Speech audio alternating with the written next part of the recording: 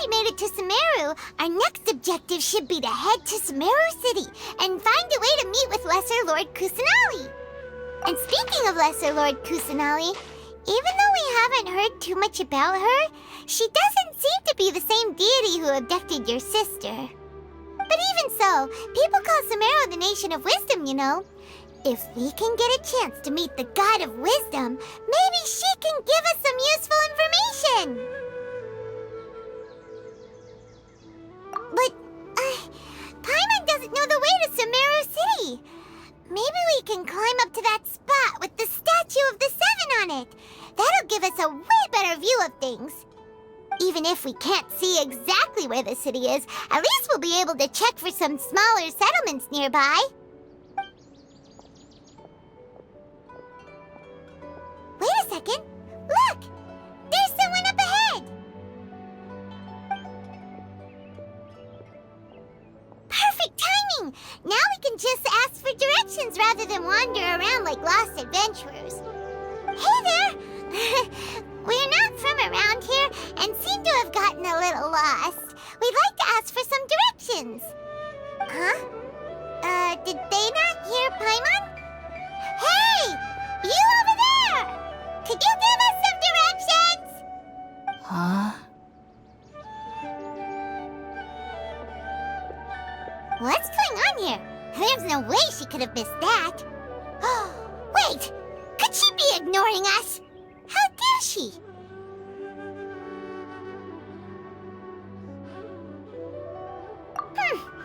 Well, even so, she might be heading someplace where we could find other people to ask. Let's keep our distance and follow her. When we get the chance, we'll just ask someone else for directions.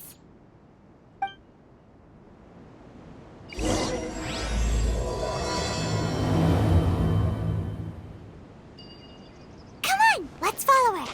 Just keep quiet and make sure she doesn't notice us. Huh? She just walked near that small waterfall and then suddenly vanished. Let's go take a closer look.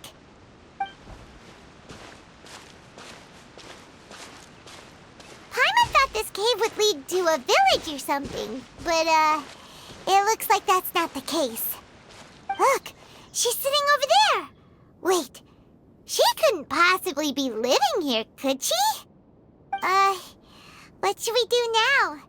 Do we try asking her for directions again? It looks like she's meditating or something. If we bother her now, she probably wouldn't let us off very lightly. Oh! What a lovely smell! It's coming from that sensor over there. This is definitely not your typical place to call home, but at least it smells nice. Maybe living here wouldn't be too bad after all. Huh? What's the matter? You don't look too good. What? Is the smell making you feel sick? Strange. Paimon doesn't feel anything.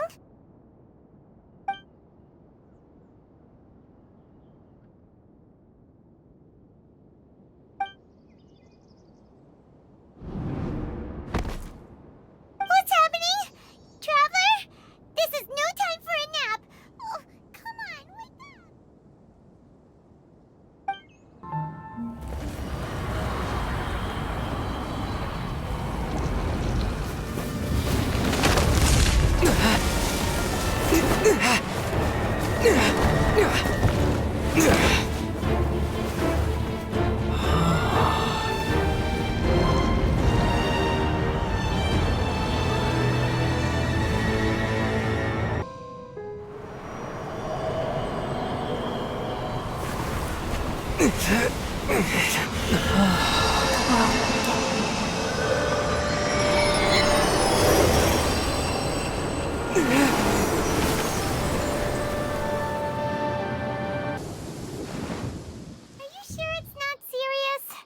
Traveler's been out for a long time now. Yes, you can relax. Believe me, Master is extremely knowledgeable. If he says that he's going to be alright, then there's absolutely nothing to worry about. Oh, are you awake now? Oh, thank goodness! Traveler, you're finally awake! Well, we're at... Good question. Where are we? Hyman was in such a panic when you passed out that she even forgot to ask what place this is. This is Gandharvaville. It was originally built by scholars from Sumeru as a place to rest in the rainforest. Now it's mainly used by the forest rangers as a base of operations. My name is Kale. I'm a trainee forest ranger. My master and I found you passed out during our patrol, so we brought you here. Oh, no things are necessary. I didn't do anything really. By the way, how are you feeling now? Any discomfort?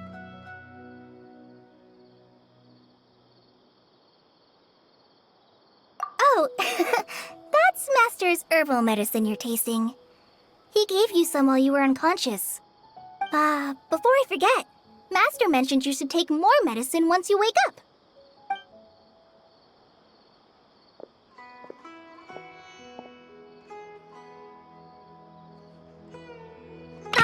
Whoops! Kale, what's the matter? Were you trying to retrieve the medicine? As I've already told you, you must be careful with these. I'll get it for you once I am finished here.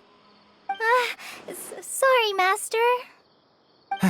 Now, the Guide to Avidia Forest's edible fungi is clearly posted on our bulletin board, but if Farbode forgets which mushrooms to avoid one more time, I'll have no choice but to leave the guide somewhere a little more visible. Like right smack on his forehead so others can remind him to be careful. Right? This is the second time he's come down with food poisoning this month. I'll be sure to give him a good talking to. Yes, please do. If, on the off chance, Farbode simply enjoys having little imaginary fairies dance before his eyes, then we'll just let him be. But the next time he requires any of our medicine, be sure to charge him accordingly.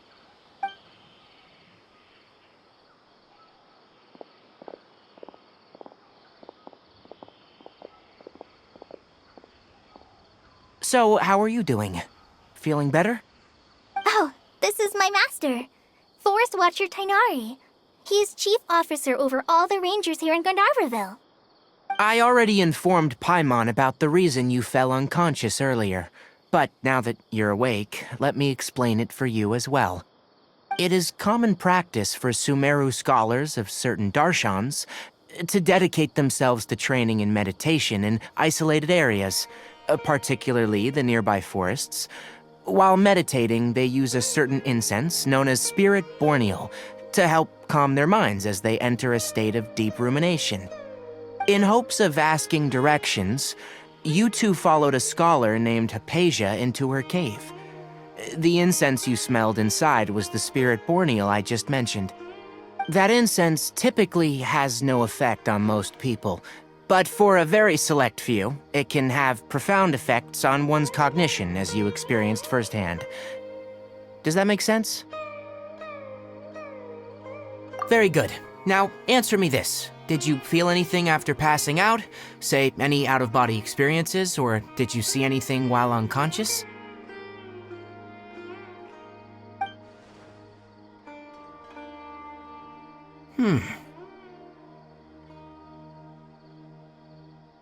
Kale, let the others know to stop bringing their patrol logs here for now. Huh? Why? Because these two will be staying here for the next few days. They can have my room and I'll bunk with Amir. Now get a move on and be sure to do as I've said. Yes, Master Tirai.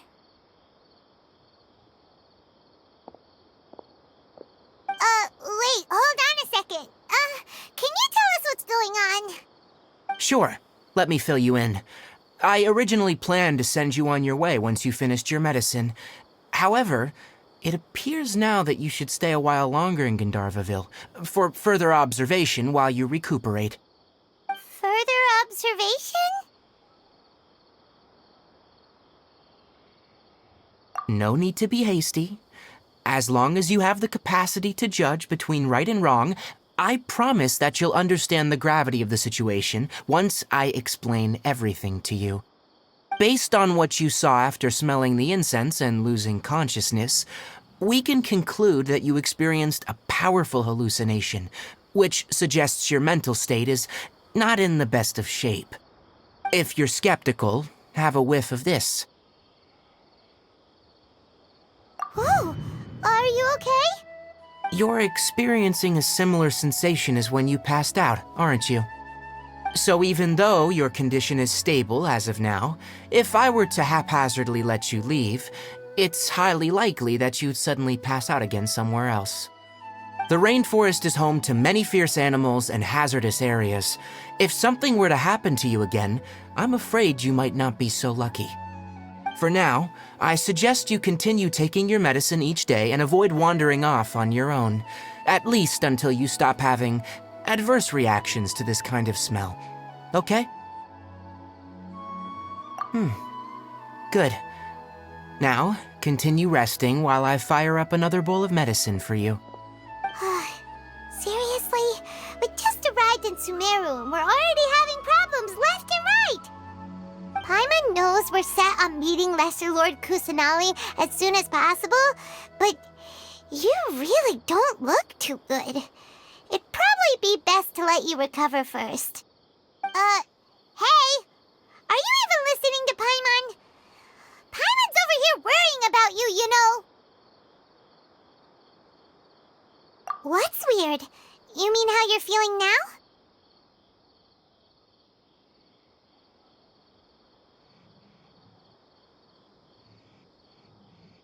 You mean the vision of tree roots and red skies you saw? But if those weren't hallucinations, what could they be?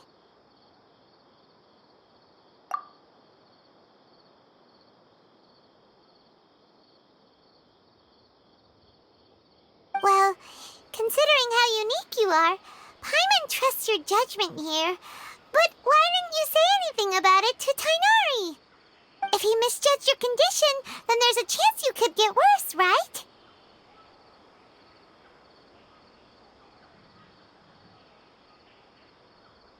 Huh?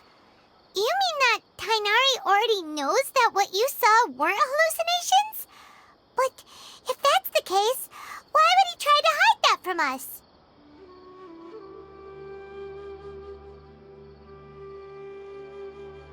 Oh, Paimon gets it now. That explains why you were so quiet earlier. Well, that settles it then. We'll stay here to rest up and figure out what's going on with your hallucinations. But it seems like asking Tighnari might not be an option anymore. What do you think we should do? Good idea. Kale's pretty friendly. We can ask her tomorrow about what she knows regarding the Dendral Archon and customs in Sumeru.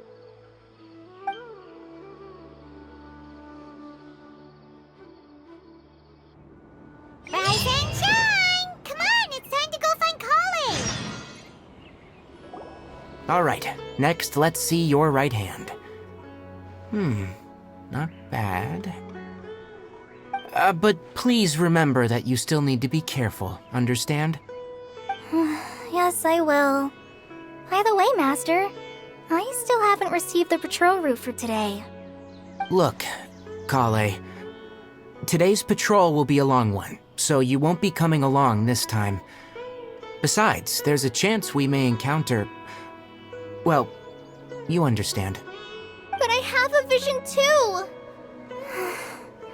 Am I useless to everyone now? Don't talk like that, Kale. This is not something you need to be worrying about right now. Ah, there you are. Feeling any better? Yeah, since we'll be staying here for now, we thought we might as well try lending a hand around here. Seems you're not the type to sit back and take it easy for a while, huh? In that case, perhaps Kale could take you two for a patrol south of Gandharvaville for the day. And if you're feeling up to it, you can be responsible for cleaning the Statue of the Seven. Tighnari, we're ready to head out. Got it! I'll be right there! All right. We'll be heading into the forest now. I'll leave any further details to Kale. Yes, you can count on me. So, Kale, what exactly are we going to be doing today? Tirai mentioned cleaning the statue just now, but, that doesn't really sound like the job for a ranger. Well, a forest ranger's responsibilities can be pretty diverse. They handle a variety of tasks, like checking the condition of outlying roads, maintaining forest facilities, ensuring fire prevention standards are met, and providing assistance to travelers and locals. As for Master, well, he has to handle more dangerous areas of the rainforest. Today we can perform routine checks on the pathway lamps as we make our way to the Statue of the Seven. Paimon, traveler, this way! You can leave the task of checking the lamps to me. In the meantime, you two can keep an eye out for anything unusual. Nothing wrong with these two lamps. Let's move to the next ones.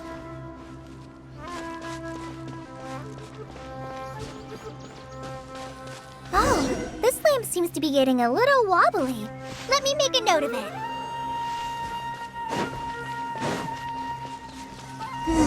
No problems with this lamp. Good. The Statue of the Seven is up on top of that large rock formation. You must have seen it when you came down this road before. It's pretty high up there, isn't it? Don't worry. If you're afraid you can't make it up there, I'm sure Master wouldn't mind if you don't clean the statue. Oh?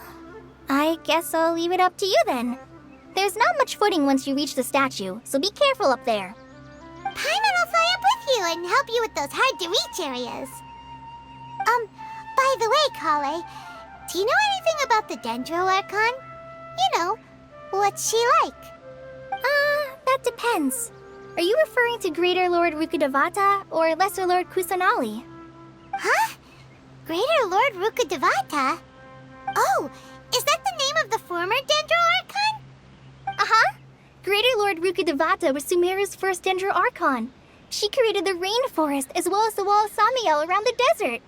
Her works provided a means of peaceful living for everyone. To the people of Sumeru, she's not only a symbol of wisdom, but also of power and kindness. Unfortunately, she disappeared in a great calamity that occurred a few hundred years ago. According to what Master has told me, the sages later found the newly born Dendro Archon and whisked her back to Sumeru. To celebrate the reinstatement of their lost deity, the sages dubbed her Lesser Lord Kusanali and let her reside in the sanctuary of Sarastana. Uh-huh. Then what happened? Well, and then... I'm not too sure what happened, to be honest. Huh? You're not too sure? But aren't you from Sumeru? Yeah, I'm from Sumeru. But... Maybe it's difficult to discuss this topic with strangers. If that's the case, then don't worry, we understand. No, it's not that. I'm not trying to hide something from you. Besides, I don't consider you two strangers. Because you two know Amber, right? Wait, Amber? You mean...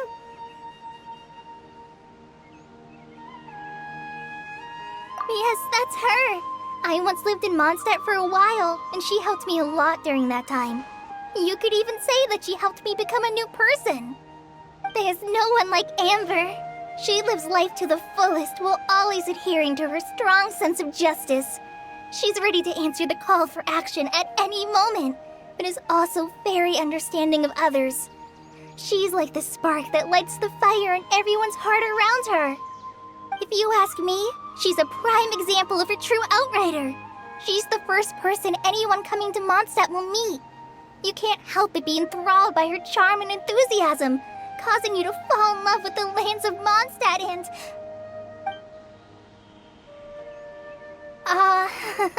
sorry.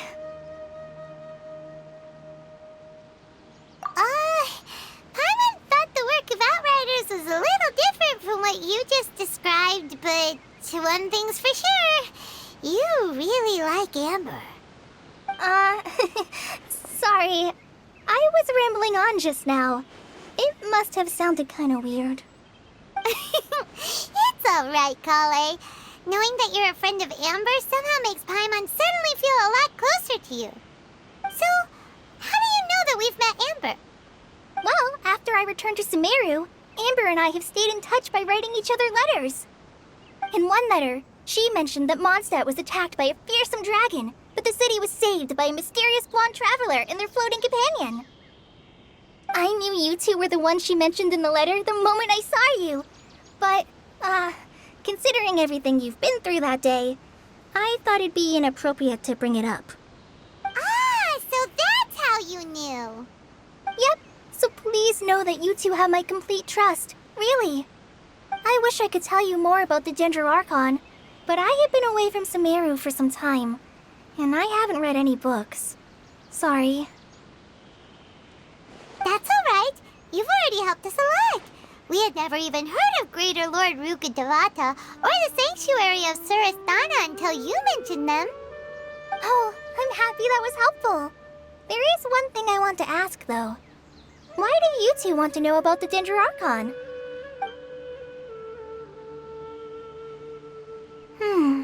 So that's why you're here.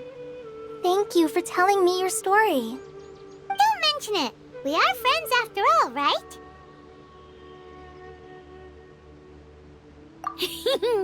Alright, we have a statue to clean. You both have my thanks. While you two are up there cleaning, I'll go ahead and inspect the forest canopy. Let's meet back here shortly. Huh. Now that Paimon looks at it, the deity that's carved on the statue is kinda small.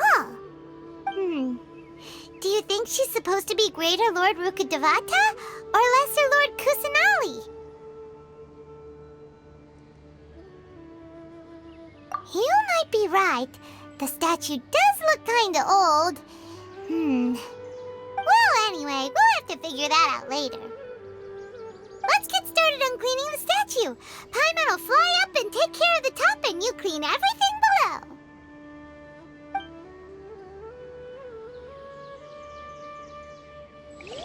Nice work! That's one clean statue. Let's head down and meet up with Kale. Kale, we're back! Welcome back! You must be tired after all that climbing. Let's take a little break. I brought some fruit and water for us. Yay! Food! What kind of goodies did you bring? Hey! Don't be a party pooper! It's not like Kale is a stranger or anything. Besides, the best way to compliment a chef is to show passion for their food. Xiangling taught Paimon that. I prepared a nice portable dish that forest rangers like to eat called pita pockets. I hope you'll like them. Whoops! Ah, no! You dropped it on the ground! Not to worry. I wrapped a few layers of oiled paper around each pita. They should be fine. Oh, whew. Paimon nearly had a heart attack there.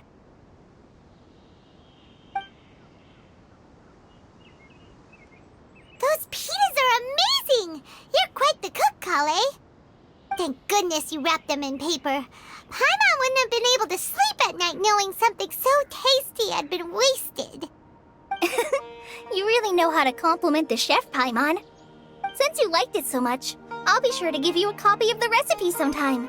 I'll even include all my personal cooking pointers, so you'll be making your own pita pockets in no time. Yay! Thanks, Kale! It's hard to believe someone as diligent as you could have clumsy moments, too. Oh, I guess it happens from time to time.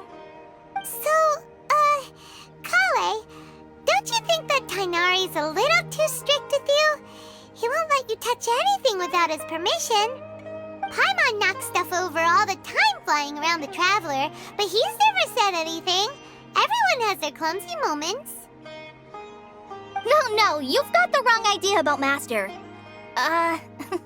Sure, he may seem a bit harsh at first, but with some time, you'll see that he's actually very kind-hearted. I've heard the veteran rangers say that Master is from some ancient and mysterious race that is known for their cunning wit and reclusive nature. But Master is actually very kind at heart. Oh, by the way, you've heard of the Academia, right? Well, there's a group called...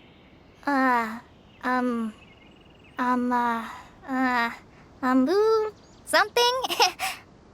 Well, anyway, because Master does a lot of research on plants, sages from the Academia have written him many times, inviting him to take up an official position there. But Master declines their offers every time, saying, Sumeru City is too noisy. It'd be bad for my ears.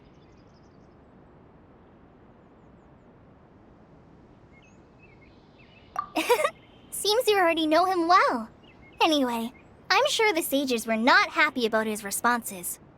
Master could obviously have a bright future in the Academia, but he insists on sticking to the path of a forest watcher. Every day he helps the locals of the forest and passes on his extensive knowledge to trainees like me. In fact, Master's the one who taught me how to make pita pockets. Really? Paimon would have never guessed that. Oh, speaking of Tighnari, he was the one who took care of you after finding you passed out yesterday. He even carried you all the way here. Paimon's still kinda upset, though. He kept scolding Paimon the entire way here. Oh no, I'm sorry. Master might have been overreacting a little. But, it's mostly because Paimon wouldn't stop yelling, Why, oh why, is he going to die? It probably started to get under Master's skin after a while. Hey! Don't laugh! Paimon was genuinely concerned about you.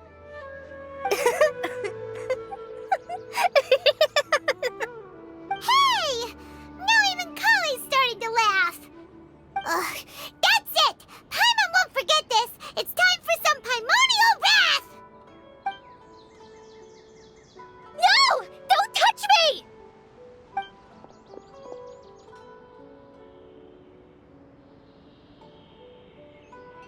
Oh, sorry, Kale. Paimon didn't mean to scare you. No, I just... I didn't mean that. Kale, are you okay? What's the matter? No, I'm... I'm fine. I'm sorry. I must have startled you both reacting like that. Oh, well, it's getting late now. Let's hurry back to Gandharville. I think Master and the others should be back by now, too.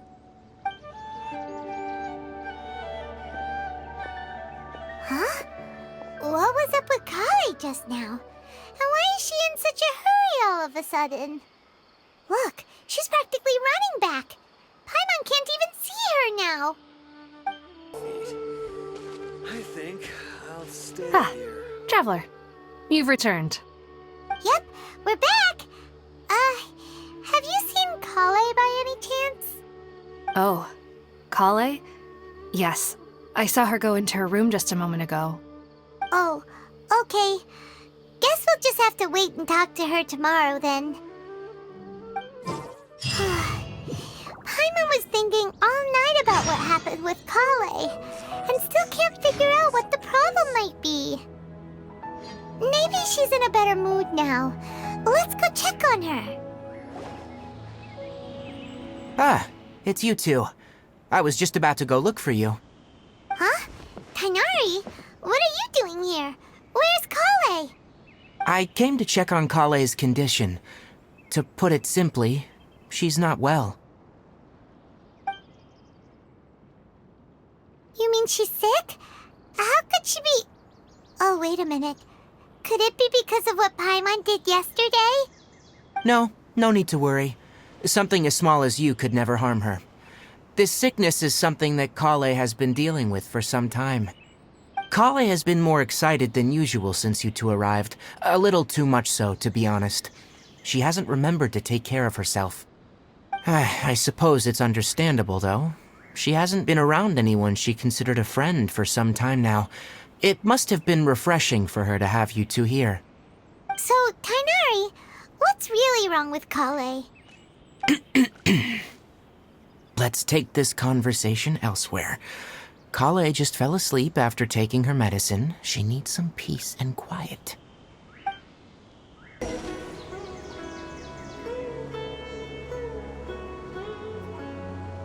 All right, let's continue our conversation here, shall we?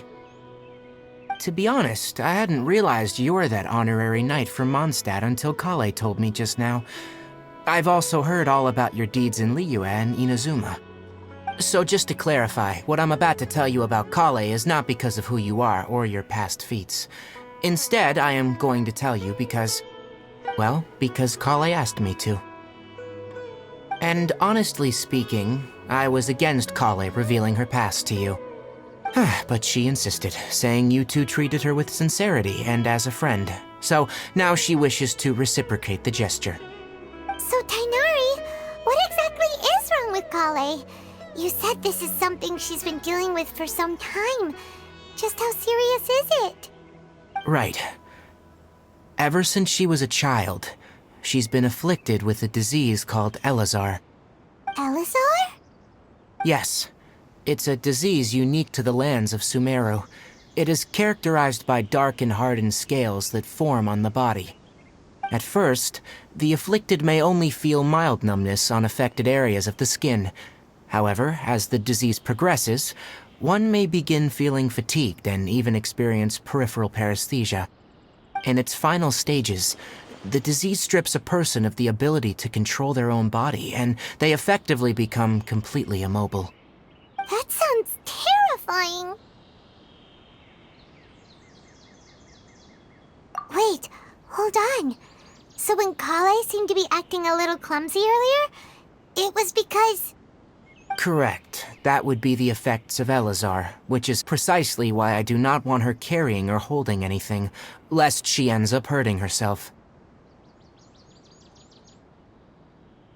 With appropriate treatment, the disease can be effectively controlled before it progresses to a more serious stage. However, there is unfortunately still no true cure for Elazar. Nevertheless, Kale's mother still hoped that there was something out there. She handed Kale over to an organization known as the Fatui after one of their members lied and said they had a cure. What? The Fatui? Ah, it appears you already are familiar with them. That'll save me some explanation. Anyway, the person who eventually rescued Kale and brought her to me for care said that she had been given to a harbinger known as the Doctor. I have no idea how this doctor managed to do it, but her case of Elazar was completely stable for all the years that Kale was with them. However, Kale's days with the Fatui were anything but pleasant. Kale is a resilient individual and always tries to appear cheerful, but her experience with the Fatui has left deep scars. Even now, she can still feel deathly afraid of someone touching her. Oh, Paimon had no idea Kale's been through so much suffering.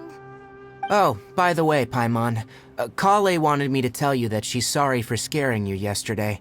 She also wanted both of you to know that she's sorry for hiding her illness.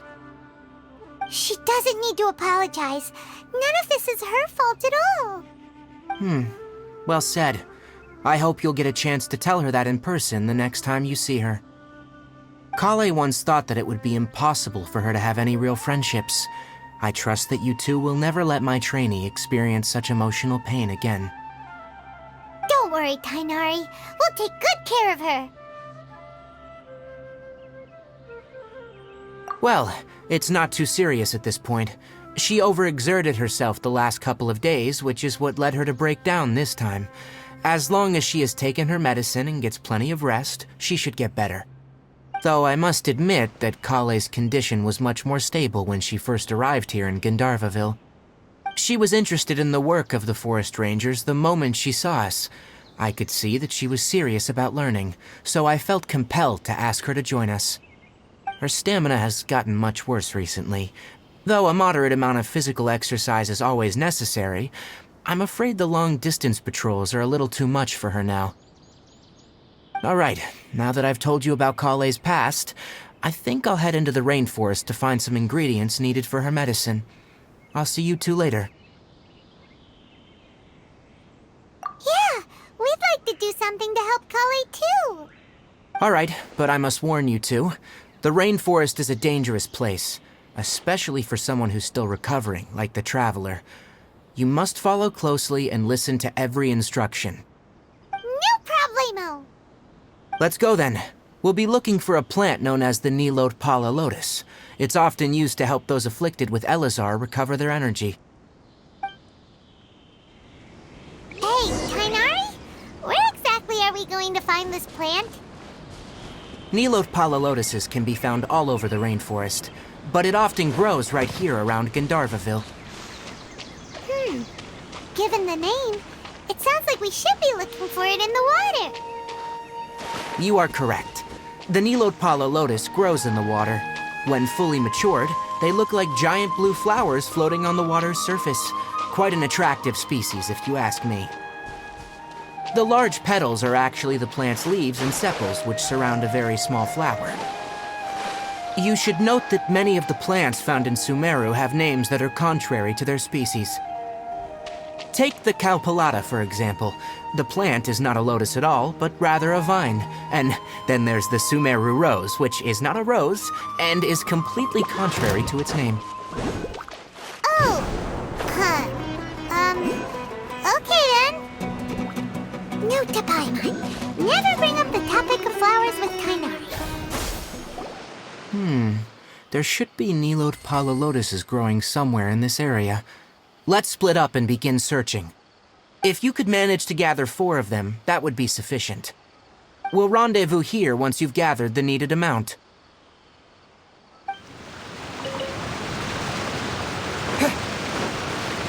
Alright, we've gathered enough Nilot Pala Lotuses.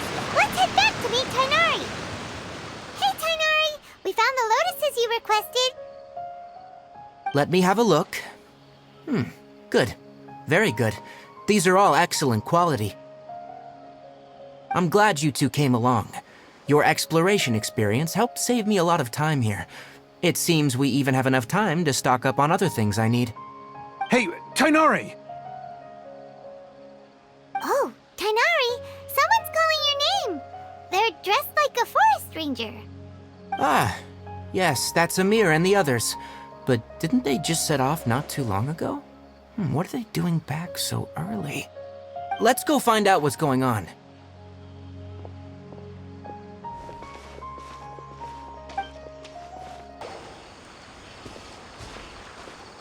Tighnari, thank goodness we found you here. We were just about to head back and find you at Gandharvaville.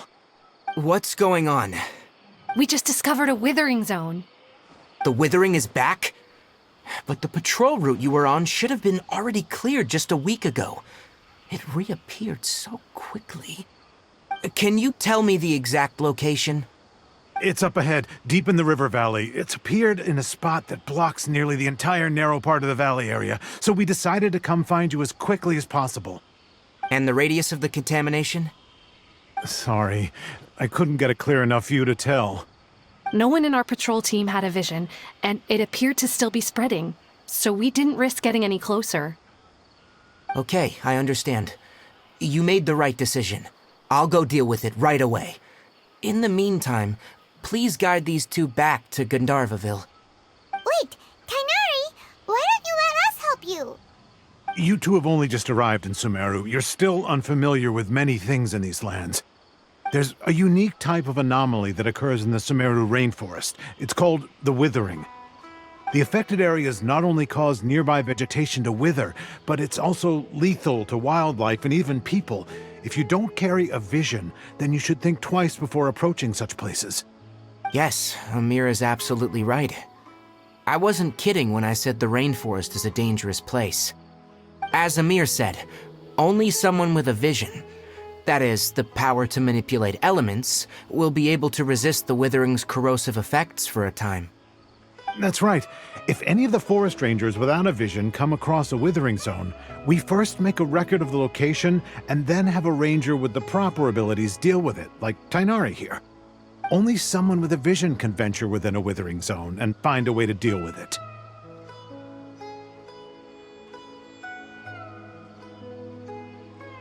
But you don't seem to carry a vision. Don't worry, he may not have a vision, but he's a real pro at Seems the rumors about you were true then. In that case, all right, you two may accompany me. We typically only teach visitors how to identify the Withering as they're about to leave Gandharvaville. We'll make an exception today and show you what it looks like up close.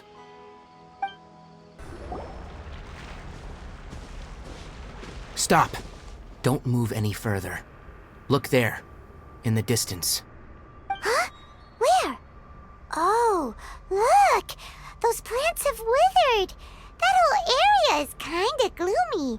Even the air looks like it's filled with ash. Oh, Paimon doesn't like the look of this. That is the Withering. All right, Traveler. We're gonna have to enter that Withering zone. Once inside, we'll need to look for what we call tumors of the Withering. If we eliminate those, then the area will be saved. Thank you. But I must warn you, don't push yourself. This is your first time handling this sort of thing, after all.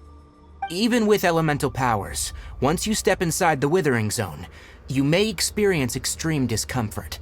If at any point it becomes too much, return outside the zone and take a breather. It could become a matter of life and death. You ready then? Let's go.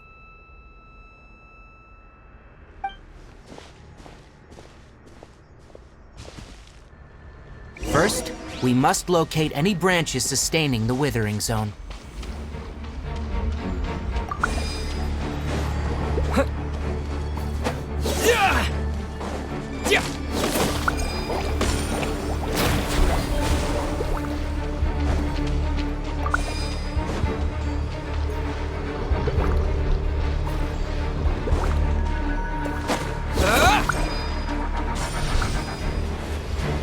Great work. Now that all the branches have been cleared, we'll need to take care of the tumor. Now! Destroy the tumor of the Withering!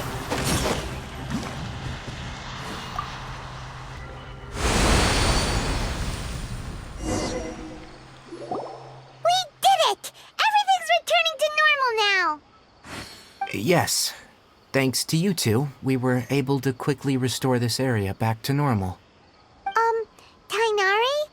You make it sound like we did well, but why does Paimon have the feeling you're worried about something? It's that obvious, huh? Alright, it's like this. Recently, the rate at which Withering zones appear has been increasing. Even though we were able to quickly clear that Withering zone, it won't be long before another one appears. If that simply meant more work for me, then that wouldn't be an issue. But it's far more severe than that. The Withering is leaving lasting effects on the rainforest itself. For instance, even though we cleared out the Withering zone, many of the plants that were affected will not recover.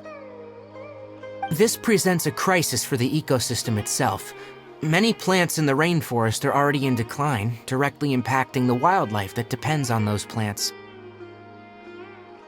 And most disturbingly, as the appearances of Withering zones have started to increase, Kale's case of Elazar has also become more serious. Huh? Well, why's that? I'm still not sure of the exact reason. However, I've received word from acquaintances at the academia that similar cases are being reported for patients with other conditions. No, none that we know of. The Withering has been recorded in Sumeru for millennia. It's said that it originates from the depths of the world. Oh, by the way, have you heard of Irminsul before? Irminsul is a tree located deep beneath the surface. Although it isn't like any tree we know in a biological sense, you can basically think of it as a large tree that grows downwards rather than upwards. I'm sure you've heard of ley lines, right? They're like the roots of Irminsul, spreading and extending from a massive cavern deep underground all the way up to the surface.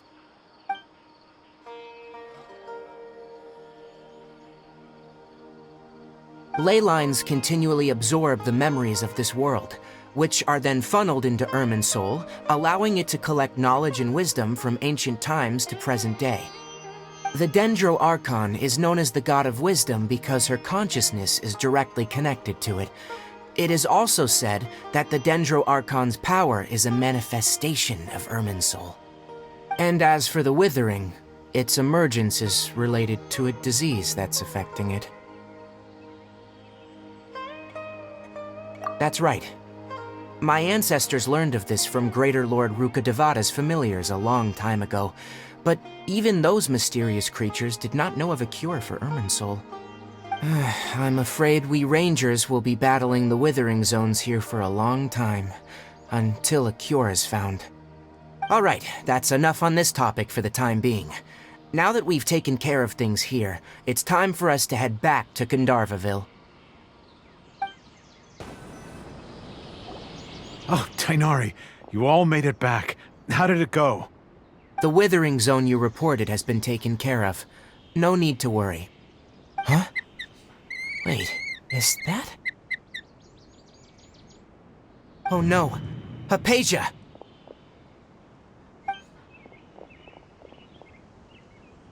Huh? What's wrong, Tighnari? This Duskbird is Hypatia's designated courier for urgent news. You do remember her, don't you? She's the scholar you and Paimon were following when you first arrived in Sumeru. Oh, her? How could we forget? So did something happen? Let me see what's written in the letter first. So what's it say? And what's with that weird expression on your face? Just let Paimon read it. Huh? All Paimon sees are 3 squiggly lines. Yes, allow me to explain. After we brought you from Hypatia's cave to Gandharvaville, Hypatia resumed her meditation. She must have just finished. It's been nearly 3 days since she's had anything to eat, and it appears she's forgotten to prepare some rations. This letter is her asking us for help. We need to go. What? You mean she's been sitting there for 3 days? Hey, wait, how did you know all that from just a few lines on the paper? Well, obviously because this has happened before. Last time she drew 5 lines, and by the time we found her, well, I'd prefer not to remember that. Needless to say, Hypatia's been through worse, but we should still get to her as quickly as possible. I've got some emergency rations set aside for times like these. Paimon, Traveler, could you two bring these to her? Wait, you want us to bring her the rations? But will the Traveler be okay if her cave is still filled with that funny incense? Let's find out. Here, Traveler, take a smell and see. So, how do you feel? Huh? Really? You're not feeling even a little drowsy? But wait, how'd you know that he'd be okay this time, Tighnari? Back when we were clearing the Withering Zone, I observed that he could adeptly manipulate the Dendro element. I knew then that he would be fine. And if I may ask, when I was telling you two about Irminsul's ley lines, was what I described similar at all to what you saw when you were unconscious? That's correct. Those weren't hallucinations at all, though I don't intend to apologize for deceiving you.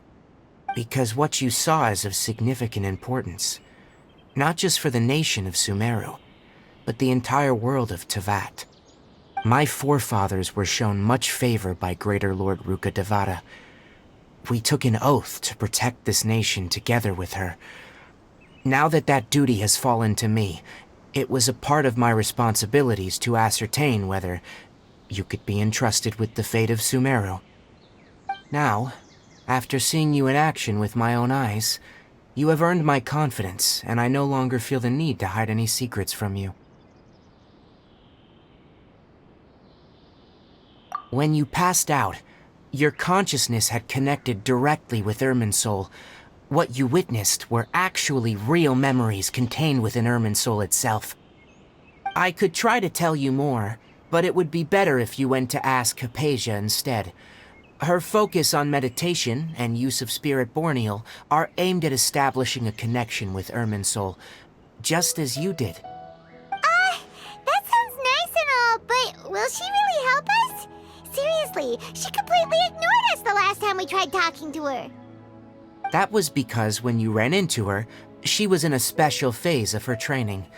During that time, she must avoid communicating with others. Please, wait here for a moment.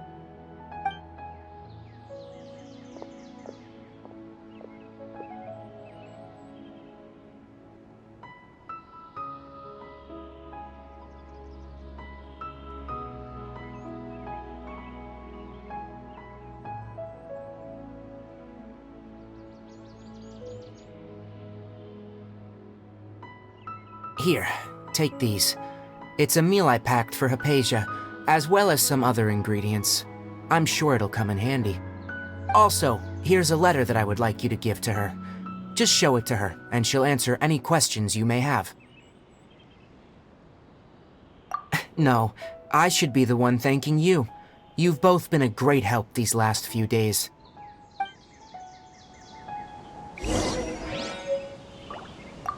Anyway, please take good care of Hypatia. I'll go prepare Kale's medicine now. Using the Nilot Palo lotuses while they are still fresh will significantly boost their effectiveness. Rest assured, Kale will recover quickly as long as she has her medicine. Hello? Hypatia? Hey, there's nobody here. Maybe she went out to look for some food. Let's try looking around the area.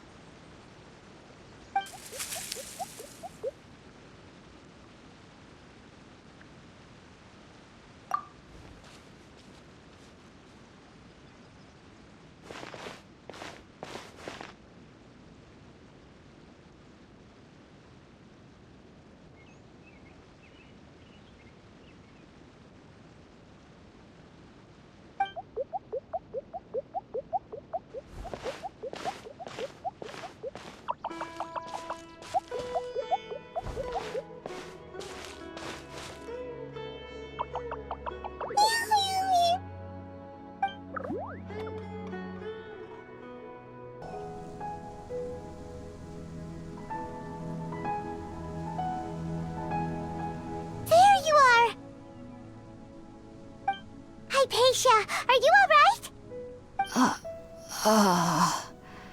So hungry. Need water.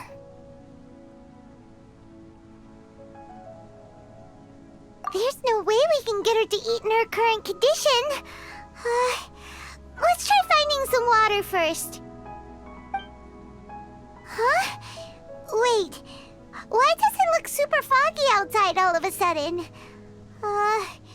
Anyway, let's go look around.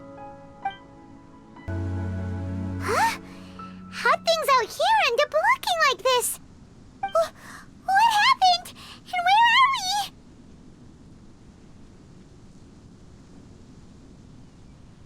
we? Really? Oh, maybe you're right. Let's go investigate the area. Wow, this place is huge! Paimon knew there's something off about that cave. Let's think of a way to get over there and have a closer look. Who knows? Maybe we'll find a lead of some kind.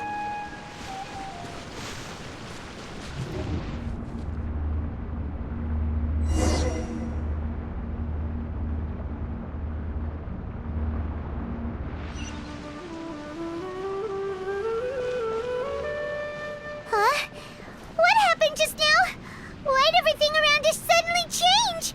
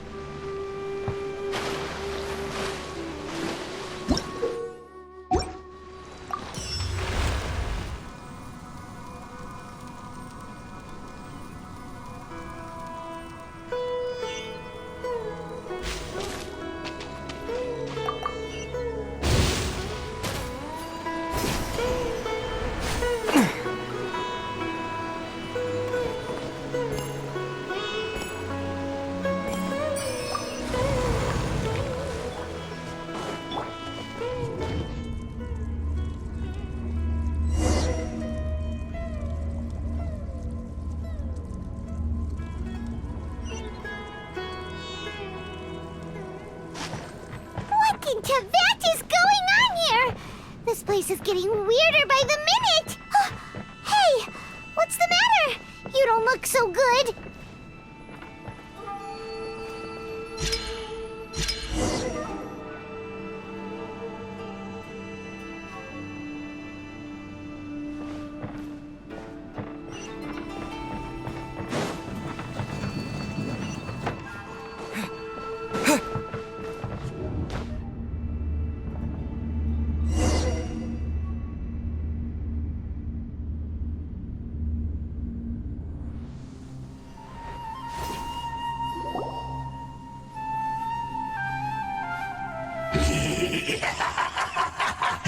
Well.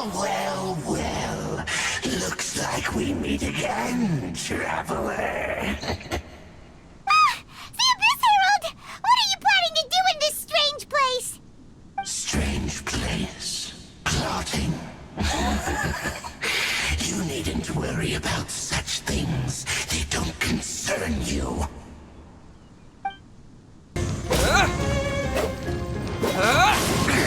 The world will fall!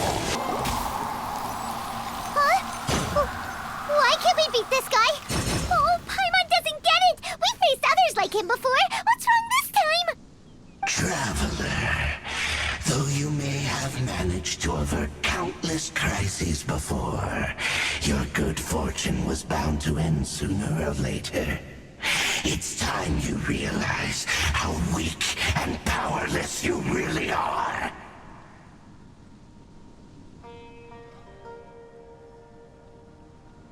Your sister. Oh, pitiful traveler. Are you really so ignorant? Or are you just living in complete denial? Her Highness has long since forsaken you. Your meager existence in her eyes is that of an annoying bug, only to be stepped upon. The bonds of love and family which drive you to find your sibling are utterly gone. Your journey is meaningless. But don't you fret now. Today will be your last. Now die!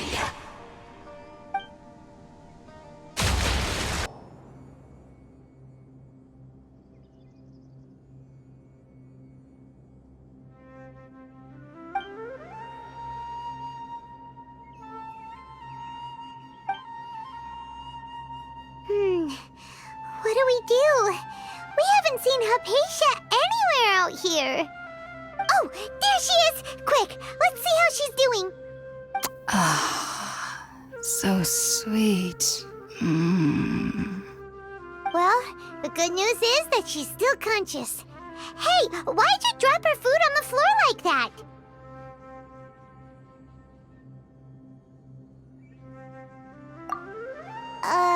Are you okay? That's really not like you. Anyways, we can talk about this later. We better make sure she's alright first.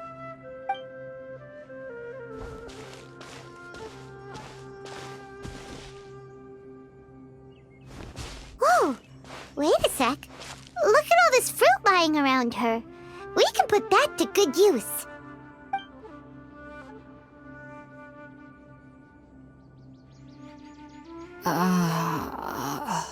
Who is there? Tighnari, is that you? Huh?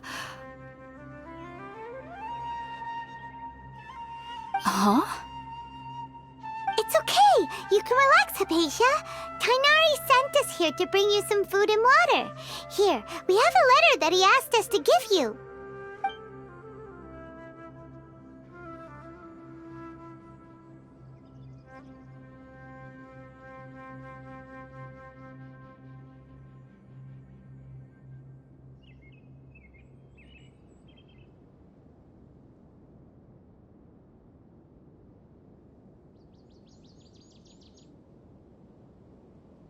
I see. So, you're friends of Tighnari. I apologize for all the trouble I've caused you. I'm grateful that you came so quickly to save me. You even brought all this fruit. Well, actually, we didn't bring the fruit. It was already here when we arrived. We were kind of wondering about that, actually. When we found you here, there was all this fruit lying around and even some juice dripping from your lips. How did you end up like this anyway? Oh, really? I seem to understand now. All the fruit was likely from my, neighbor. Must have come by and saw me like this. Your neighbor? You mean there's someone else living nearby? Oh? So you're able to see them too?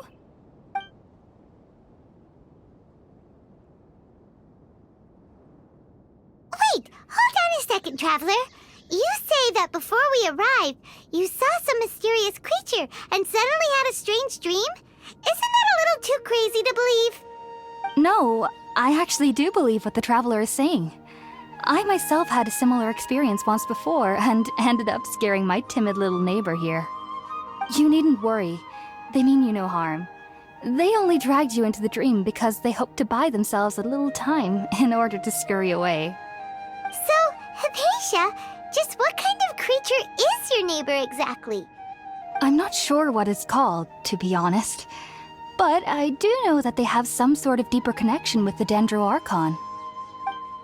I know this because the first time I saw them was also the exact day my consciousness was able to form a connection with Irminsul. Even after I opened my eyes and stopped meditating, my heart was still pounding, and my mind was racing with all the knowledge that I had touched. And at that very moment, I suddenly noticed a small figure at the opening of the cave. In my curiosity, I began to walk over to the creature. They must have already been used to me living in the cave, because they didn't seem to mind me approaching them. They just kept doing whatever they were up to. It wasn't until I crouched down next to them that they suddenly realized that I could see them. Oh! And then? And then I had a dream. By the time I came to, they were nowhere to be seen. I was convinced they'd never show up again. But sure enough, I saw them nearby a few days later. And they weren't alone. I feel like they aren't as afraid of me as the first time I approached them. But I never would have expected them to save me.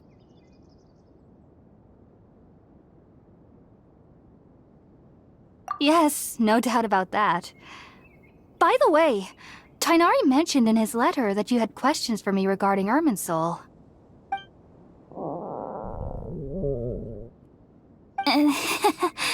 Sorry about that. Sounds like just drinking juice still isn't quite enough for my stomach. Well, if somebody hadn't dropped the food earlier... Anyway, looks like we'll need to prepare something ourselves. Besides, Paimon's getting hungry too. Let's eat first and talk about Irminsul later. Alright, we're up, Traveler. Today's menu will feature sweet madame and a radish veggie soup. You'll love them, Hypatia. They're our specialties after all.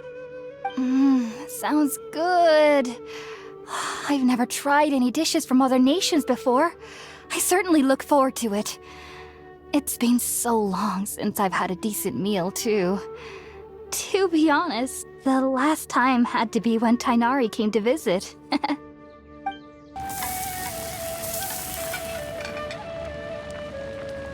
done!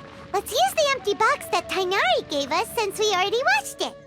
Oh, it smells amazing! And the box is a nice touch, too! Let's go serve this up and start eating with Hypatia! Are you already finished cooking? Smells delectable. I'm truly thankful whenever I can enjoy a proper meal like this. Cooking really isn't my forte.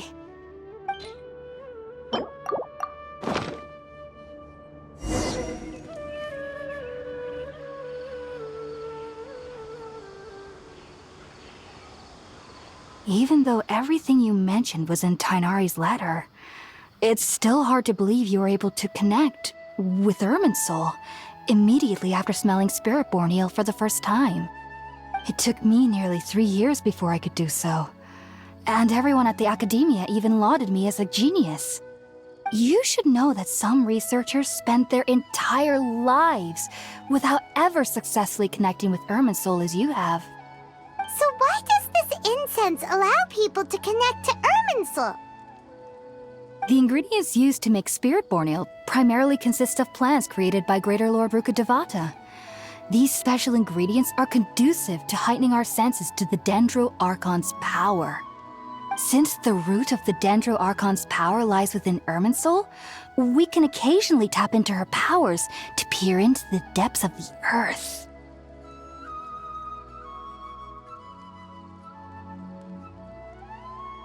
Naturally, anyone who can establish a connection with Irminsul in their first ever attempt must be a person of great understanding. Makes sense. But Paimon's got a question. Why was he sensitive to the smell of those plants for such a long time? That was primarily due to his body's unique constitution. Stimulated by the incense, he could perceive the Dendro Archon's power and experienced a sensory overload, hence the adverse reactions. Taking in any scent similar to the ingredients of Spiritborn Ale would cause adverse effects. Not to worry, though. It appears you've already fully recovered. Technically, your body should still be sensitive to the powers of the Dendro Archon, but unless you're using intentional meditation techniques, the scent of Spiritborn Ale should no longer trigger such reactions. Whew. Well, that's a relief. I must admit, I am quite envious of your abilities. Even if it meant suffering from pounding headaches for the rest of my life, I'd consider it worthwhile so long as I could connect with Irminsul at will. Whoa, you're really serious about this whole thing, aren't you? I am a researcher after all. As a member of the Ritaoist Archon at the Academia, my main area of research is the stars and their connection to the fate of living beings. But there is still so much we don't know, especially regarding the mysteries that lie in the starry skies. Which is why I must turn to the all-knowing Irminsul for answers. If only my perception wasn't so limited. Unfortunately, I cannot guarantee that my every attempt to attune with Irminsul will be successful, or that doing so will leave my consciousness intact. I am currently in the stage of training known as Satyavada life. Many researchers in Sumeru have lost their minds while seeking to attune with Irminsul during this stage. Sages have said that Irminsul contains divine knowledge, and touching such knowledge without the proper preparations and abilities will only lead to one's mind caving in on itself. That's why we meditate alone. We need to ensure that our minds will be calm while minimizing the possibility of involving anyone else. Whoa, so knowledge from Irminsul could be super dangerous. Don't you ever feel afraid of the risk, Hypatia? Of course I do.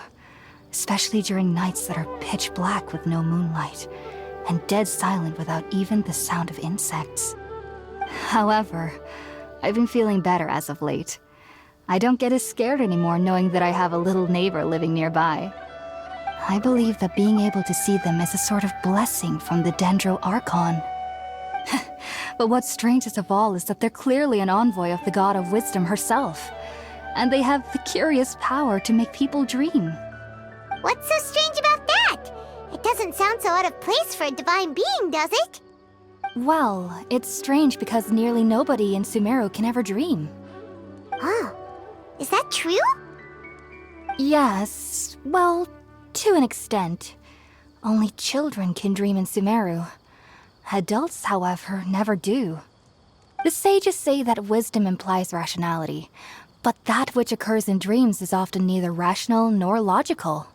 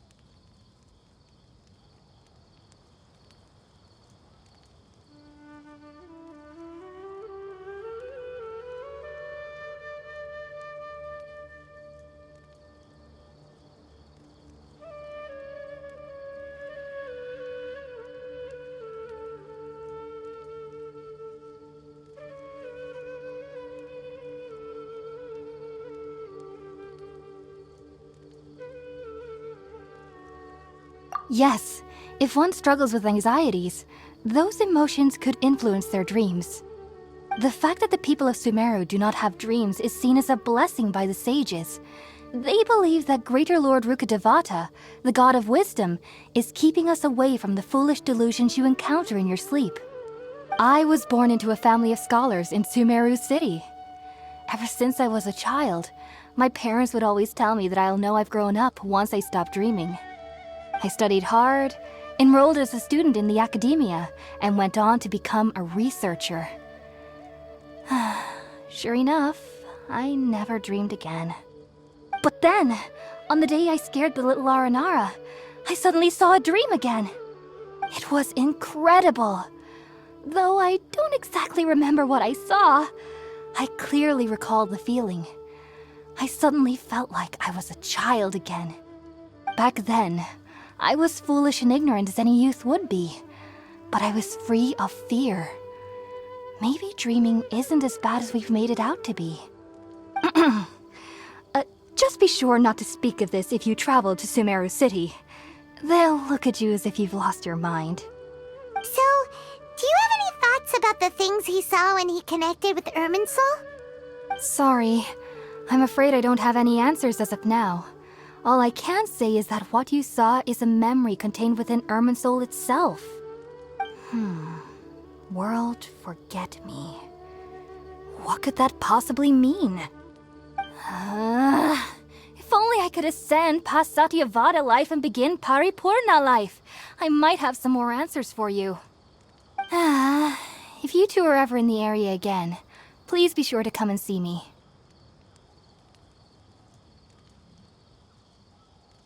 There's no need to be thanking me. You two are my saviors. Besides, I'm already looking forward to tasting some more of your cooking.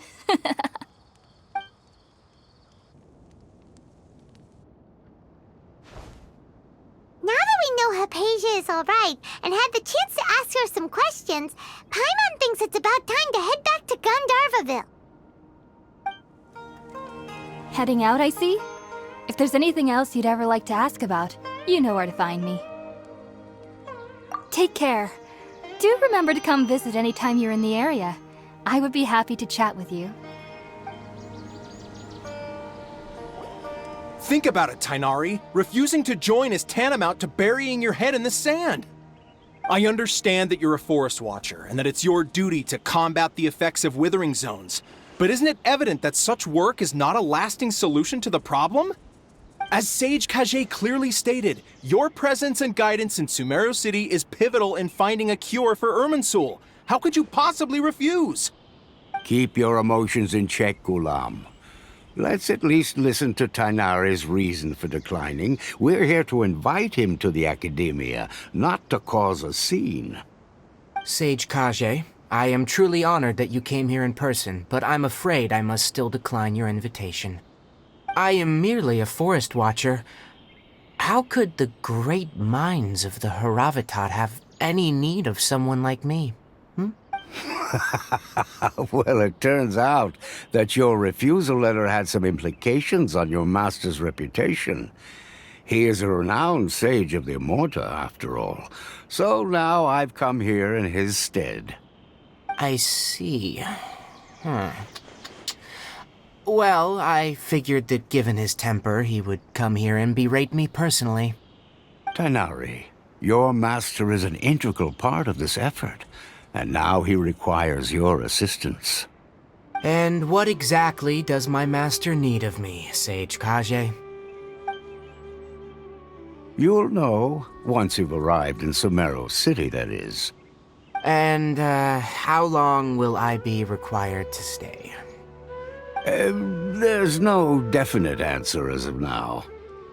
Do you mean to tell me that, despite coming all the way here to Gandharvaville, you still can't answer the questions I laid out in the letter to my master?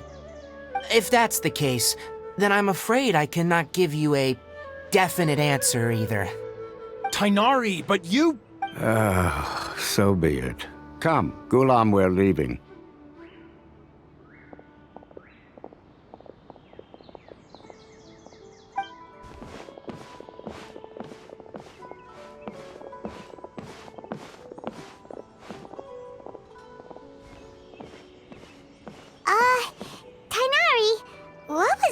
all about? It's nothing.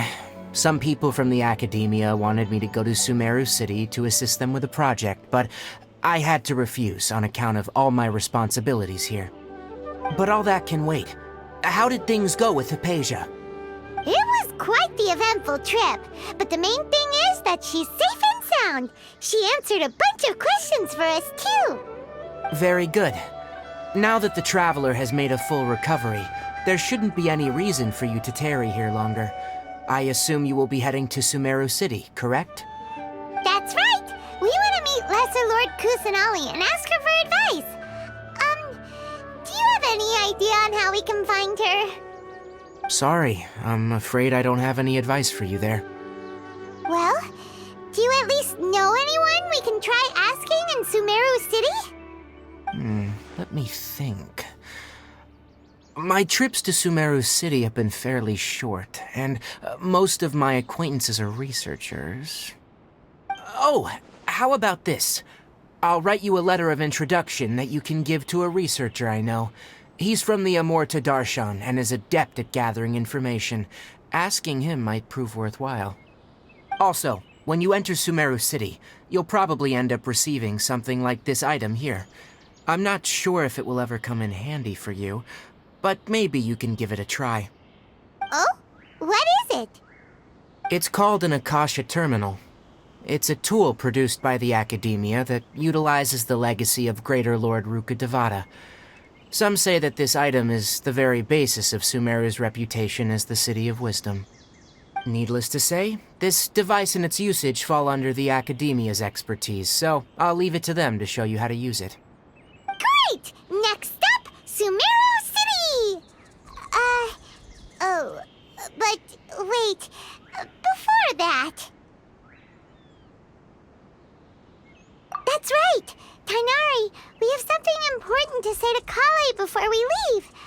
Is she doing better now? Yes, she's doing much better.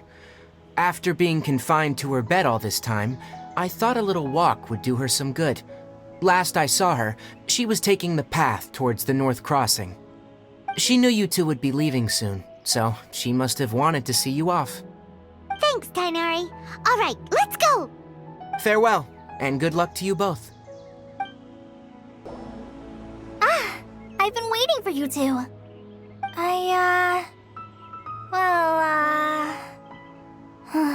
Never mind. I guess I should just wish you two a safe and successful journey.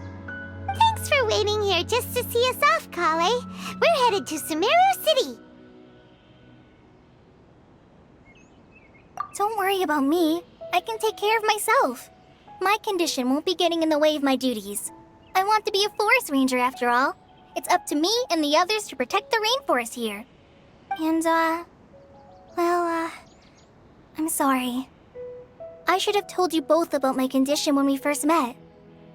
I just wanted you two to treat me as a normal friend, not some girl that needs your sympathy.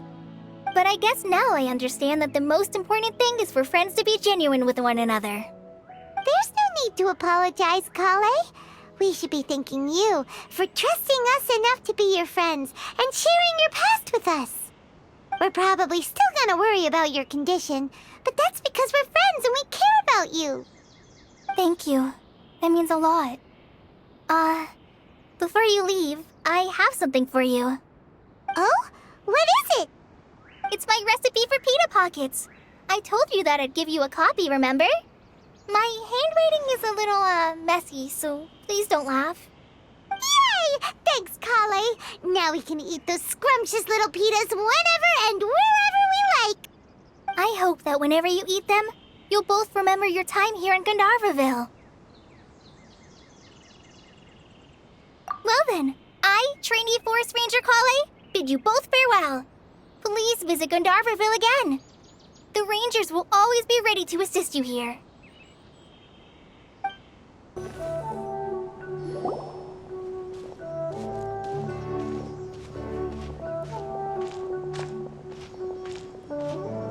Sumeru City! We finally made it! Oh, did you see that? When those people entered the city, something on their heads lit up. One moment, please, you two. It appears this is your first time visiting Sumeru City. Oh, yeah, that's right. But how did you know that? Because there's currently no information on either of you in the Akasha. But no need to worry, that won't prevent you from entering the city. In fact, the Academia conveniently provides each traveler to Sumeru City with a device. Perhaps you two have heard of the Akasha before. It's our beloved Greater Lord Rukkhadevata's lasting legacy, a treasure trove of collected knowledge. After centuries of tireless research on the Akasha, the Academia created one of its most ingenious inventions, the Akasha Terminal. As long as you are within Sumeru's borders, you may use an Akasha terminal to connect directly to the Akasha and access any knowledge you need. I should mention that due to technical limitations, the operation of Akasha terminals will be much smoother and more effective in large cities such as Sumeru City and Port Ormos. Oh, so this is the thing that Tirai was telling us about. It sounds pretty amazing. You two are quite fortunate. Until recently, it was standard practice to only issue Akasha terminals to outlanders who spent an extended amount of time in Sumeru.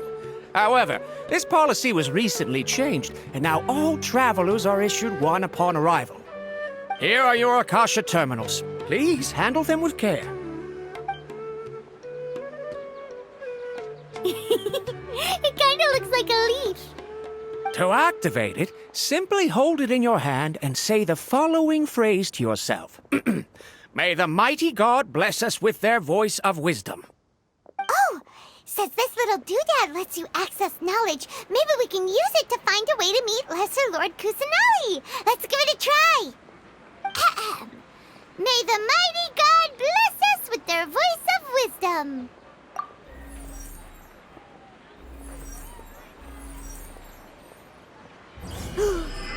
Whoa! Just now, something clicked, and Paimon suddenly knew how to use this thing. It seems all we need to do is concentrate on what we want to know, and bam! You get it. Oh, that'll come in real handy. Exactly. That is the power of the Akasha. And with that, let me officially welcome you both to Sumeru City. May the wisdom of the Dendro Archon always be your guide. Okay, now that we're in, we can check the Akasha about Lesser Lord Kusanali. Let Paimon try.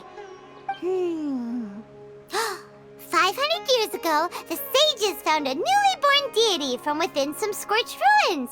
The deity now resides in the sanctuary of Suristana. Seems pretty similar to what Kale was telling us. Okay, next, let's concentrate on asking how to meet her.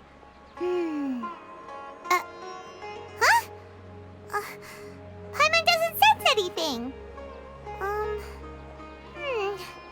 The Akasha didn't respond to Paimon's question. Oh, come on! Ugh.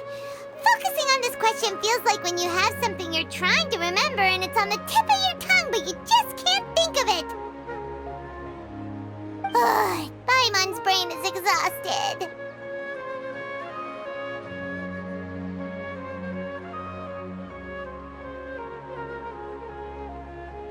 Oh, smart idea!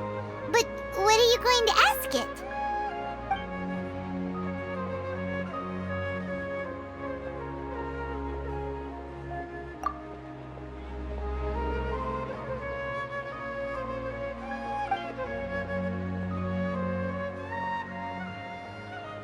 Uh-oh. Paimon's getting all teary-eyed all of a sudden. It feels like the people of Sumeru really missed their Archon.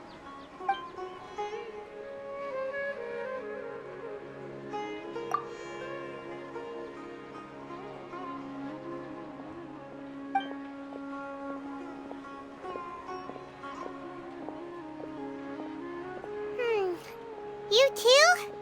Well, glad it's not just Paimon.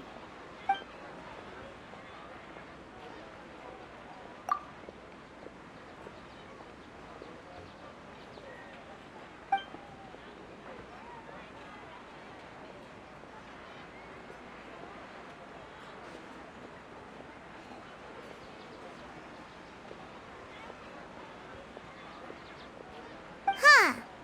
Could it be because we're Outlanders and we've only just arrived in Sumeru? You know, maybe we're not qualified to receive an answer to this sort of question or something. Well, seems no matter which way we try, we can't find anything that'll lead us to Lesser Lord Kusanali. Guess our only choice now is to try meeting with the researcher that Tirai recommended. He's from Sumeru and even has a position in the Academia. Maybe he'll be able to access more info from the Akasha. Let's head over and have a look. Hopefully he's at home. Been handed all the cumbersome tests again. Hello, are you Rohawi? Yes, that's me. Can I help you? Great! You see, Tirai sent us here and... What? Tainari? Please, there's no need to say anything, really. Sure, I admit that the article I published last month wasn't my best work, and maybe the data didn't produce the most convincing results, but... Here! This is a letter from Tirai! Oh, let me see... Oh! Ooh, what a relief. You two nearly scared the life out of me. So you two just have some questions for me? Seems even Tainari acknowledges my innate ability for procuring information. So, what is it you two would like to know? We want to meet with Lesser Lord Kusanali. Do you know a way we can do that? You mean you want to meet the Dendro Archon herself? This isn't exactly my area of expertise, but let me see what I can find in the Akasha.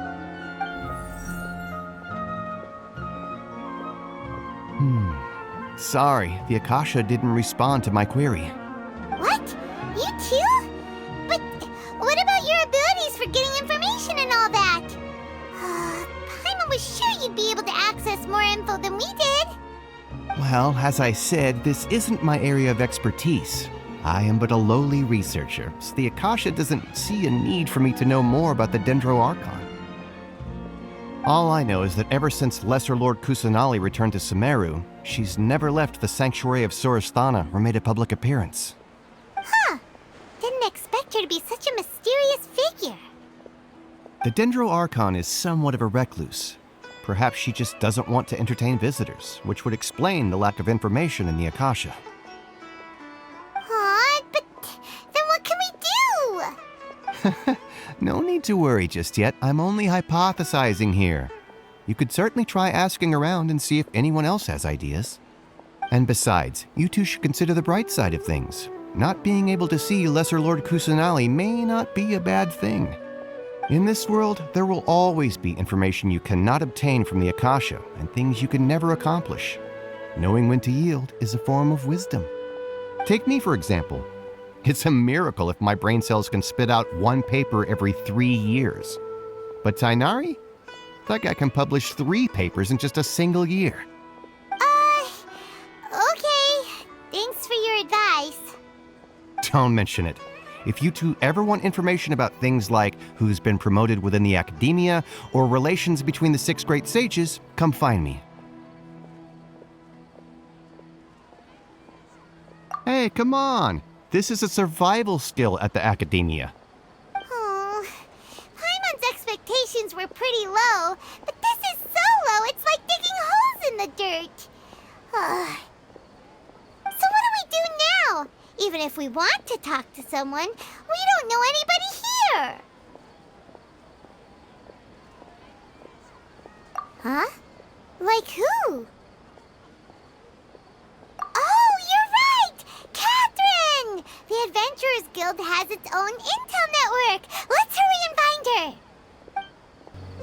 Ad Astra Abyssosk. Hello, Traveler and Paimon. Catherine, we need your help with something. Understood. The Adventurers Guild is always ready to serve you. With what do you require assistance? We want to meet with Lesser Lord Kusanali. Do you know a way we can do that? You two wish to meet with Sumeru's Archon. Understood. Please wait.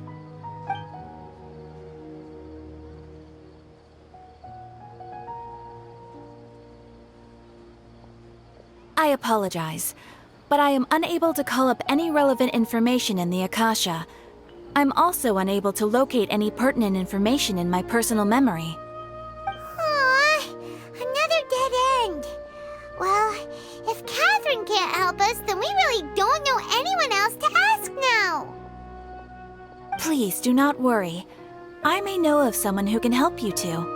In Sumeru, the Adventurers Guild does not serve as the vanguard of information.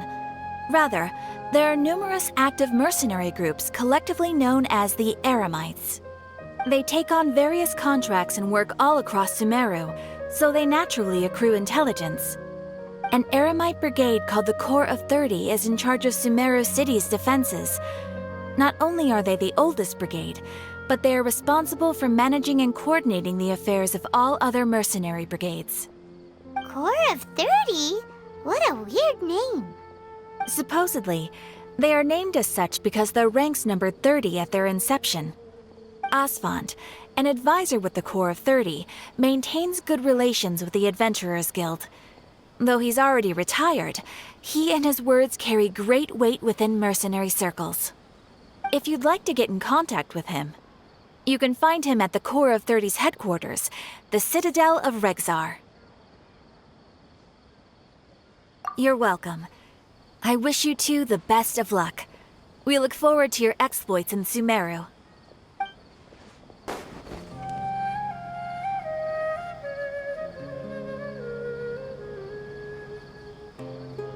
Welcome. The Adventurers Guild told me to expect you two. It's nice to meet you, Asfand. We'd like to ask you about something.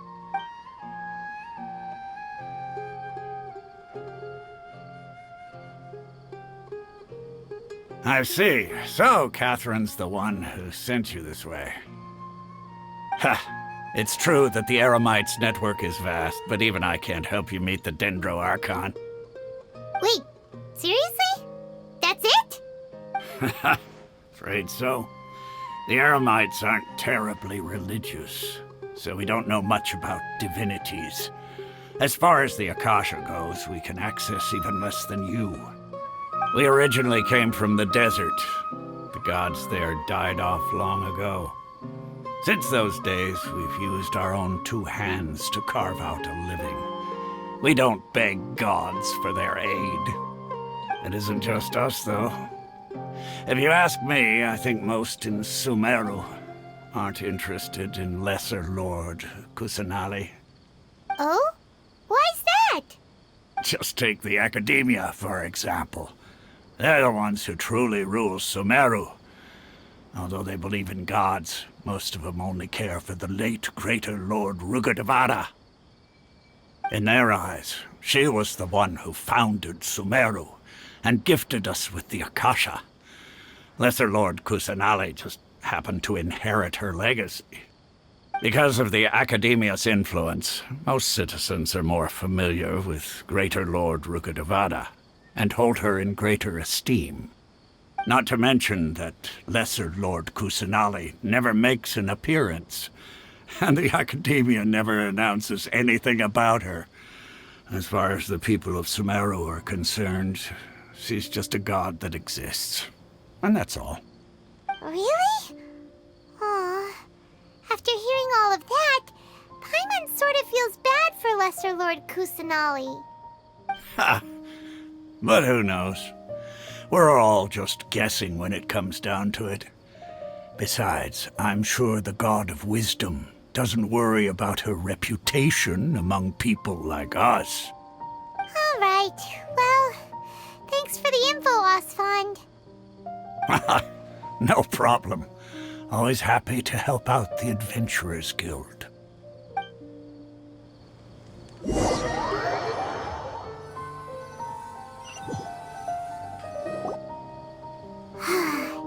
Seems Asfand was right about most people's attitudes here. Not only are they not interested in the Dendro Archon, they even say stuff like, if the Akasha doesn't think I should know, then I don't need to know about it. We've been asking for information non-stop ever since we got to Sumeru. But the harder we try, the more helpless everything seems. Isn't there at least one person in this entire city who cares about Lesser Lord Kusanali? Oh, you two are interested in Lesser Lord Kusanali? Huh? Who are you? From the sound of it, you two are Outlanders who recently arrived here. You've been asking around for information on Lesser Lord Kusanali, right? Oh, I'm sorry. I forgot to introduce myself. I'm Dunyarzad, one of Lesser Lord Kusanali's faithful followers. Whoa, really? Then do you know how we can meet with her? I'm afraid I can't help you with that. But your conversation earlier did happen to remind me of a legend about the Dendro Archon. Sure. It goes like this. Long, long ago, there was a man who heard a prophecy. It predicted that a great calamity was about to befall him. Panicked by what he heard, the man sought out the Dendro Archon in hopes that she would bless him with the wisdom to help him escape his predicament. The man journeyed across deserts and through rainforests and experienced tribulations of every kind. However, he still couldn't find any trace of the Dendro Archon. In despair, he thought, alas, the Archon has abandoned me. He then had no choice but to sorrowfully resign to his fate. Okay, and then what happened? And then, the calamity came. But to his own surprise, the man felt somehow emboldened by the trials of his journey. By relying on his own strength, he managed to overcome the adversity. At that moment, a bird perched upon his shoulder. This bird was, in fact, an avatar of the Dendro Archon. She said, "O Archon Seeker, do you now understand? She and her wisdom have long been found by you. Along your journey, we were in every flower and blade of grass, every ray of sparkling sun, and every breath of dancing wind. So long as you continue to think and ponder, we'll be wherever you go." Yeah, thanks for the story! Paimon feels all warm and fuzzy inside after that. In a way. It seems like this story is also one of the Dendro Archon's avatars. Dunyarzad, since you worship Lesser Lord Kusanali, can you tell us anything else about her? Of course. So did you two know that, I'm terribly sorry, but it seems something's come up now. Let's chat another day.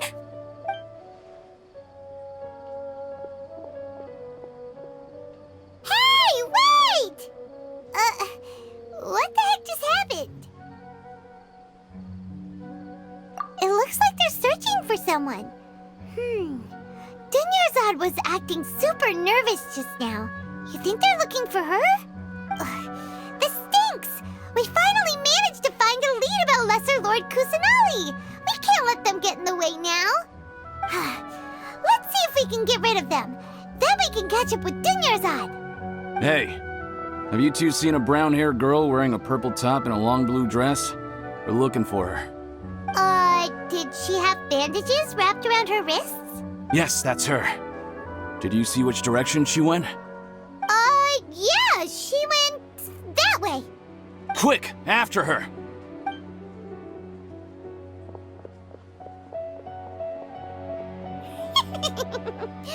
That should keep him busy for a while. Let's hurry and find Dunyarzad. There you are, Dunyarzad. We thought you might have been long gone by now. Oh, it's you two. Oh, you startled me there. You can relax now. We threw those people looking for you off the trail. Really? Thank you so much. Unfortunately, I believe there's still more of them out there looking for me. Uh-oh, looks like there are some coming this way. Huh? More of them? Then what are we standing here for? Run! No, wait, my body isn't in the best shape. It's difficult for me to run. Okay, sounds good. There's a tavern on the other side of the port we can go to. They probably wouldn't expect me to hide in a place like that. All right, let's move out. Stay behind us. We'll keep an eye out for anyone looking for you.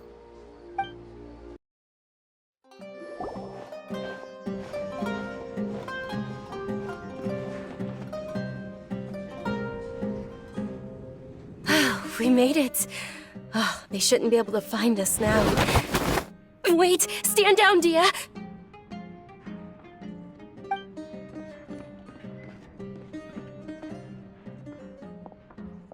My lady, who are these two?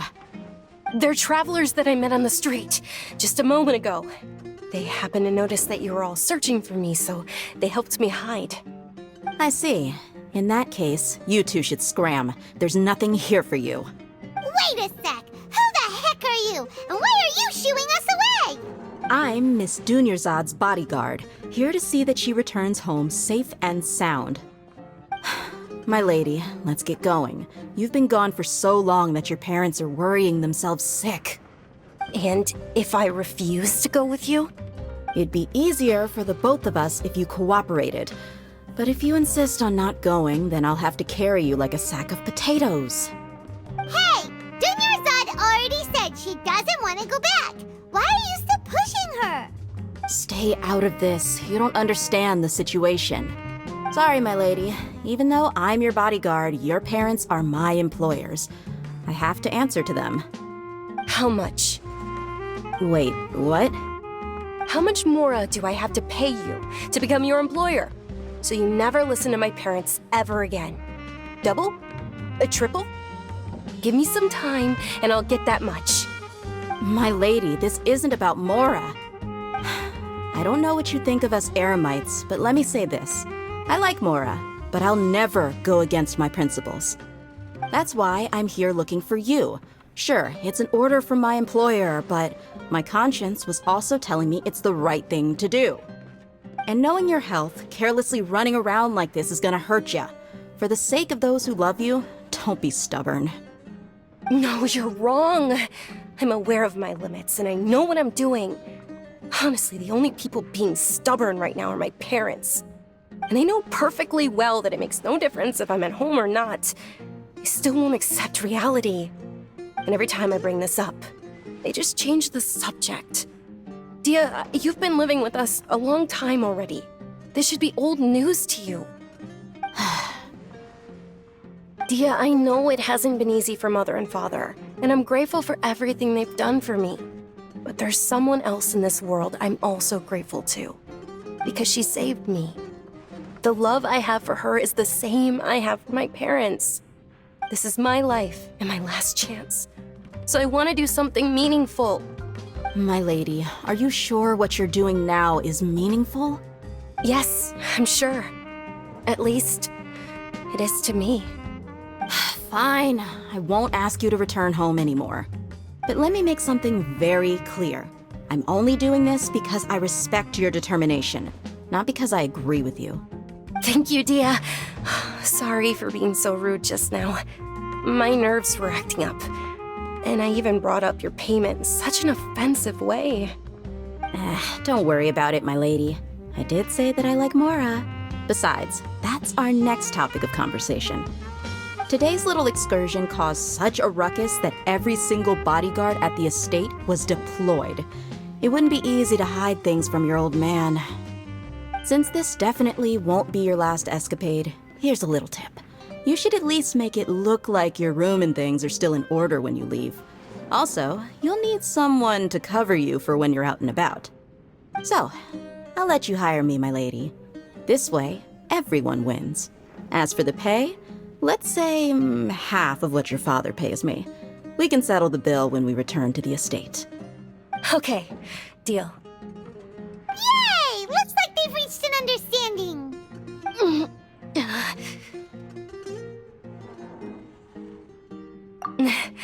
I'm fine, really. I just feel a little tired now that things have calmed down. My lady, stop trying to look tough. We're already in a tavern, so let's rest up and grab some grub. I'm sorry for worrying you two. If you don't mind, I'd like for you to join us. Sure! After you rest up, we want to hear more about Lesser Lord Kusanali.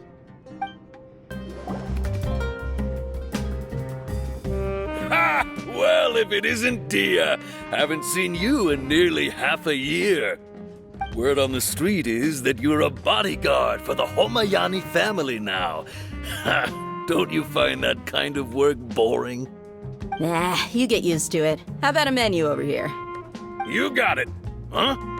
Isn't this little Miss Homayani herself?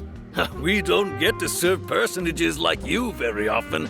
We'll be sure to prepare our very best. Thank you, sir, but there's no need. I don't have a lot of Mora on me, and I really ought to save as much as I can. But please bring these two the best food you have. They're my new friends, so I want to be a good host for them.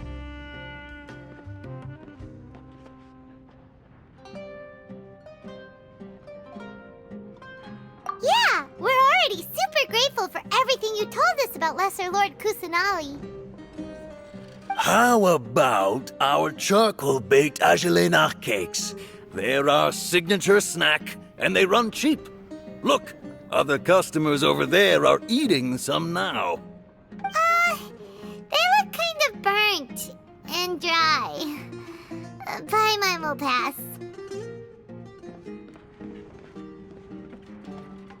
What do you have against my slime dishes? Dunyarzad, we asked a lot of people when we first arrived, and almost nobody was interested in Lesser Lord Kusanali.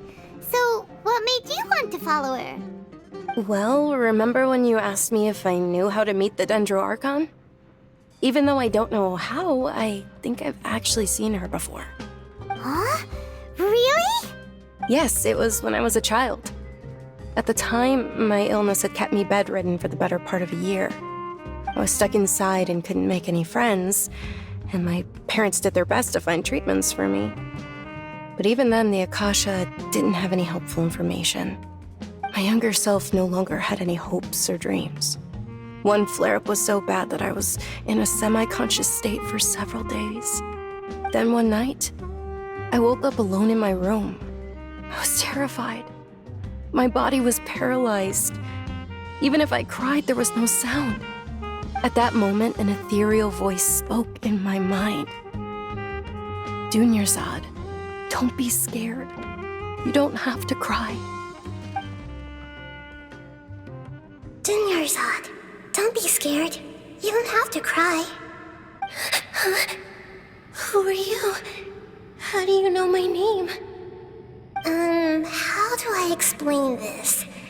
You might not be able to understand, but actually, I know everything about you. Really? Of course. I know that you're scared of thunder, that you hate taking medicine every morning, and that you love counting the petals on your mom's skirt. Wow, you really do know everything. Dunyarzad, is there anything you want? Want? Not really. I can't go anywhere or do anything. Huh? But aren't you a child? All children have wishes. Tell me what you want, and maybe I can make it happen. But can you make my illness go away? Oh. I'm sorry. But I'm not powerful enough to do that right now. Then, can you be my friend? After that, the voice said, "Okay, I'll be your friend." Although my body was suffering during those days, that voice encouraged me and told me many wondrous things. Beyond my window was the flourishing Sumeru city. Beyond the city was a lush rainforest. And beyond that was the wall of Samiel, deserts, and all of Tevat. Once I finally made it through that bout of illness, I couldn't hear that voice anymore. I told my mother about it, but she said that I must have been dreaming. But I know that that voice wasn't a figment of my imagination. Before that, I had never heard of Tevat.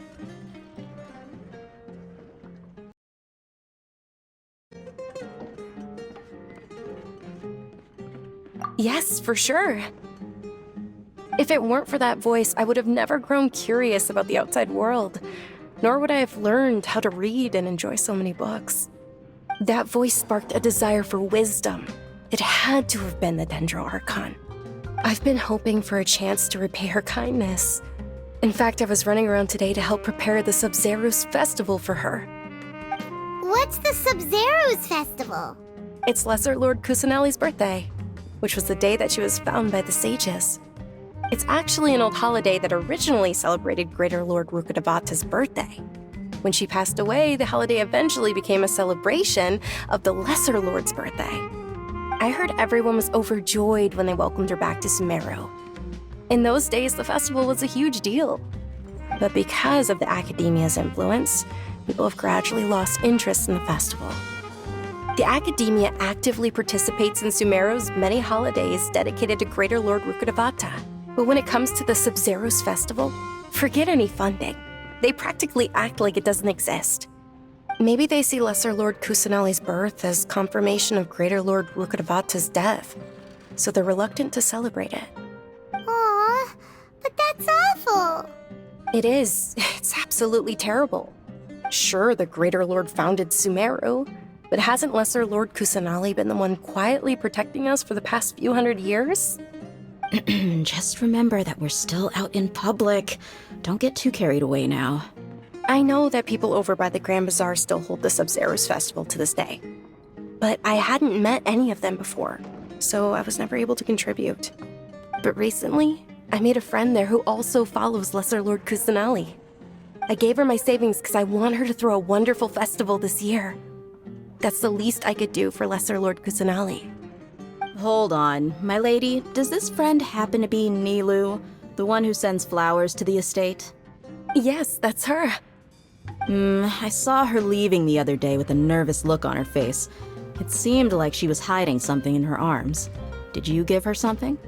Yes. Initially, I didn't have much Mora prepared, so I had Nilu sell one of my skirts.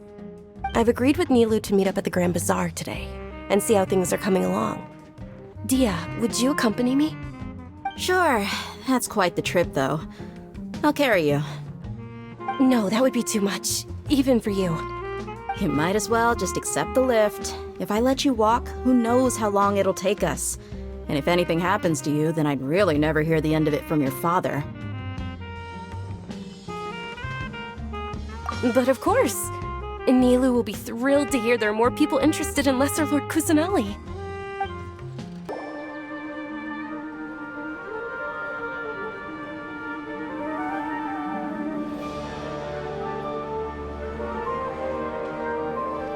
Sorry I'm late, Nilu. Oh, Dunyarzad. It was taking you so long that I assumed you got trapped at home, but you made it in the end. Uh-oh. But if Dia's here, that means you got caught, right? You could say that, but everything worked out. She's on our side now. Not completely. Oh, and who are these two? Oh, meet the Traveler and Paimon, my two newest friends. They're visitors who just arrived at Sumeru City and are looking for information on Lesser Lord Kusanali. So you're followers from another land? Oh, really? Well, that's okay. You're still invited to the Sub-Zero's festival. By the way, Dunyarzad, we've already started decorating the Grand Bazaar. It looks spectacular. Thanks to your generous contribution. You're very welcome. It's the only thing I could do. Do you still have enough Mora? Probably? But don't sweat it. We've already finished renovating the stage. Come on, I'll show you. Wow! This place is amazing! Not bad. Last time I was here, the stairs were full of holes. The stairs were nothing.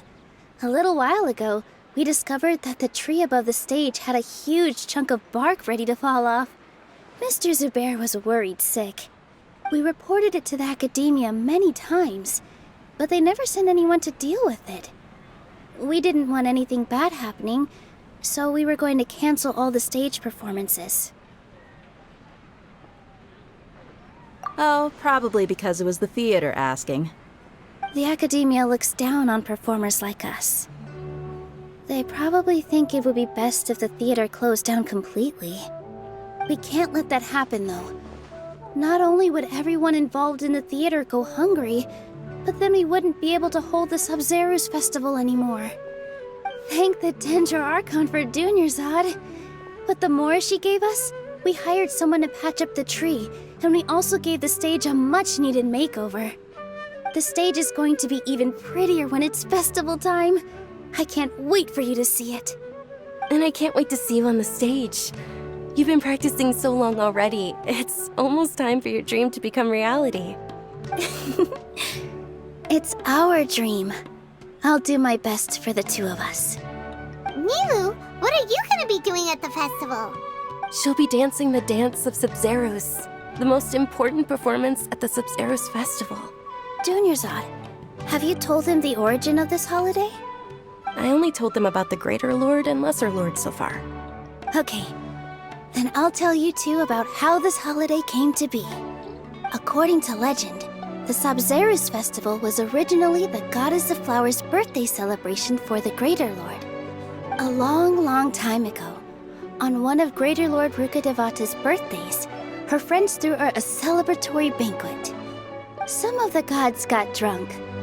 One started playing music, and the Greater Lord started singing, so the Goddess of Flowers began to dance. As she danced upon the grass, countless beautiful parisaras began to bloom wherever she stepped. Those brilliant purple flowers became her dazzling stage. All the gods clamored, "Oh, if only time could stop at this very moment." Of course they did. When people mention the gods, they always think of the Archon War. But Sumeru's gods also had happy times. Although they aren't around anymore, they're preserved in our tradition of dance. This outfit I'm wearing is apparently based on how the Goddess of Flowers looked. Though we're just tiny people compared to the Divine, we still have to do our best to make sure that the birthday girl feels loved on her special day. Nilou, you of all people will definitely be able to convey our well wishes to the Dendro Archon. I also noticed that you went the extra mile and scattered parisaras around the stage. They symbolize the Goddess of Flowers, after all. It's just a shame that all the real parisaras went extinct after her death. Yeah. The Greater Lord brought forth parisaras in memory of the Goddess of Flowers, but she ultimately could never truly replicate that beautiful purple. Thinking about the Goddess of Flowers dance makes me wish I could have seen it. If my stage were anything like that, I'd be thrilled if I had just 2 real parisaras on the stage. So, Traveler and Paimon, what do you think? Interested in the Sub-Zeros festival? Will you two be coming? All of Lesser Lord Kusanali's followers will be there for her birthday. It'll be a good opportunity for you to learn more about her. Ooh, Paimon thinks that's a great idea!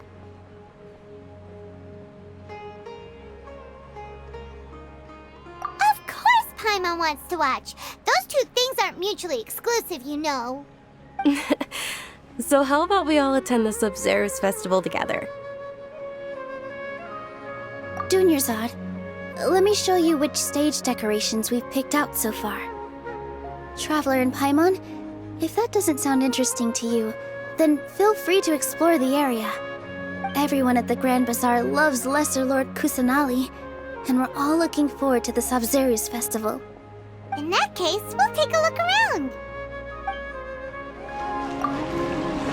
Ah, dancing at the Sub-Zeros festival. You know, I also danced when I was younger. As a child, I even asked my grandmother why we performed the dance for the Lesser Lord when it was originally done to honor the Greater Lord. My grandmother said that Greater Lord Rukkhadevata is a beloved deity and honored by all. And Lesser Lord Kusanali is too. If the Goddess of Flowers ever knew Lesser Lord Kusanali, then she would certainly have wished to be her friend and hold celebrations for her too.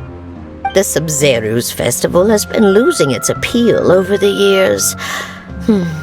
That is, until a wealthy benefactor stepped in this year and brought the festival back to life. I heard she forked out a lot of mora to make it all happen. Huh. Revamping the stage for the festival couldn't have been easy, that's for sure. I bet this year's festival will be one to remember. I don't know much about the Grand Bazaar, but I do know that the residents here have a penchant for song and dance. Two things that the academia doesn't particularly approve of. Oh, and the perfume sold around here is a lot better than what you'll find elsewhere. The fragrances are longer lasting and they're gentler on your skin and... I mean, that's what I've heard at least.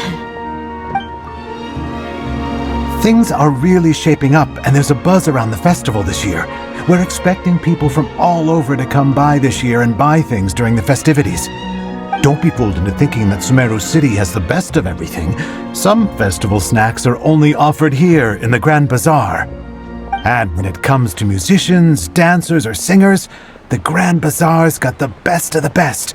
Sure, those folks at the Academia might not like it, but what's a festival without song and dance? Milu, your outfit looks amazing. There's also something different about you from when we first met up. I thought I'd add a little extra pizzazz to my dress for the festival. See? Wow, did you sew all that yourself? Uh-huh. Sewing is a fundamental skill for everyone in the theater company because we make all our own costumes. Did you know that Mr. Zubair not only can make costumes, but props too? I've noticed that you can't keep your eyes off this crown. Would you like to try it on? May I? Of course. The legends say that the goddess of flowers had beautiful horns on her head, so this crown was made to reflect that. Dunyarzad, you look absolutely stunning with it on. It's like I'm looking at the goddess of flowers herself. Whoa, what's with your yellow hair? And why do your clothes look so funny? Are you an Outlander? Did you know that the Sabzeruz festival is about to happen? There'll be loads of fun things to do at the festival. But the best part is when Ferris, the Knight of Flowers, passes out candy to everyone!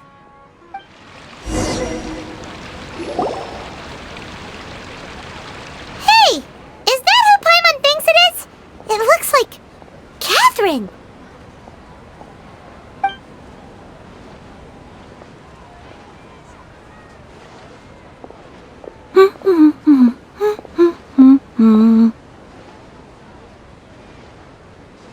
Huh. Come to think of it, Paimon's only ever seen her behind the counter at the Adventurers Guild. This is the first time we've ever seen her taking a break. Hey, Catherine! Huh? Oh, hey! It's the Traveler and Paimon! What's shaken? Whoa! Break time Catherine sure sounds a lot less formal than usual. Paimon was still waiting for her to say Ad Astra Abyssosk. Sure. Standing behind the counter at the Adventurers Guild doesn't require any complicated functions. But saying and doing the same old things over and over again can get pretty monotonous. Like watching the same Fontaine movie day after day. But take you two, for example. You travel across Teyvat to enrich your lives and gain new experiences. Well, we enjoy traveling across Teyvat and all that, but we're mainly looking for clues about his sister. Yes, you should keep searching. Sometimes the answers we're looking for aren't necessarily at our intended destination. Instead, they're found along the way. Huh. Haven't we heard someone say something pretty similar recently? Anyways, what brings you out here, Catherine? No, not particularly. I guess you could say that I'm loving the recent atmosphere here. If festivals bring happiness to everyone, then that's where their true value lies. Oh, it looks like it's about time for me to be heading back now. Alright, we'll see you next time at the Adventurers Guild. Oh, by the way, thanks for connecting us with the Eremites. We've already made some great friends in Sumeru City thanks to you. I'm sure you two will get along well with the people here. You've already been blessed by the element of Dendro after all. See you around.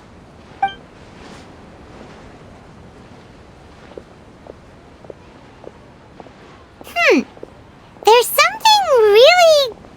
hint about Catherine today. Hey, traveler. Paimon.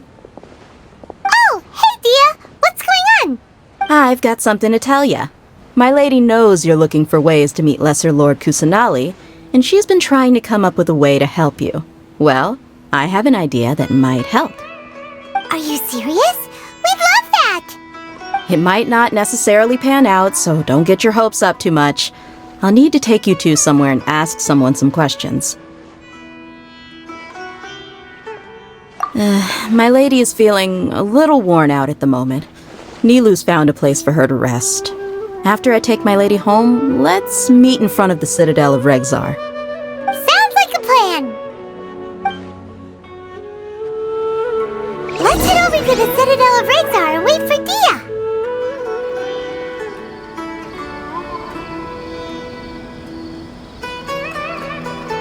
Sorry, I'm late. It took some convincing for the master and mistress to believe that Miss Dunyarzad was only sitting in the port for a while because she was in a bad mood. Anyway, I guess I should be thanking you.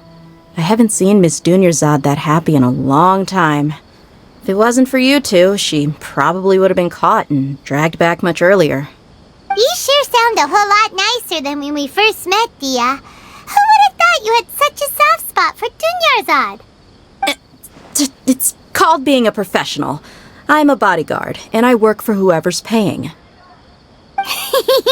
Look, Dia's blushing. Listen, you two. I don't expect to be working for Miss Dunyarzad very long, but I hope to finish things on a positive note if possible. Let's cut the chit-chat and head into the Citadel.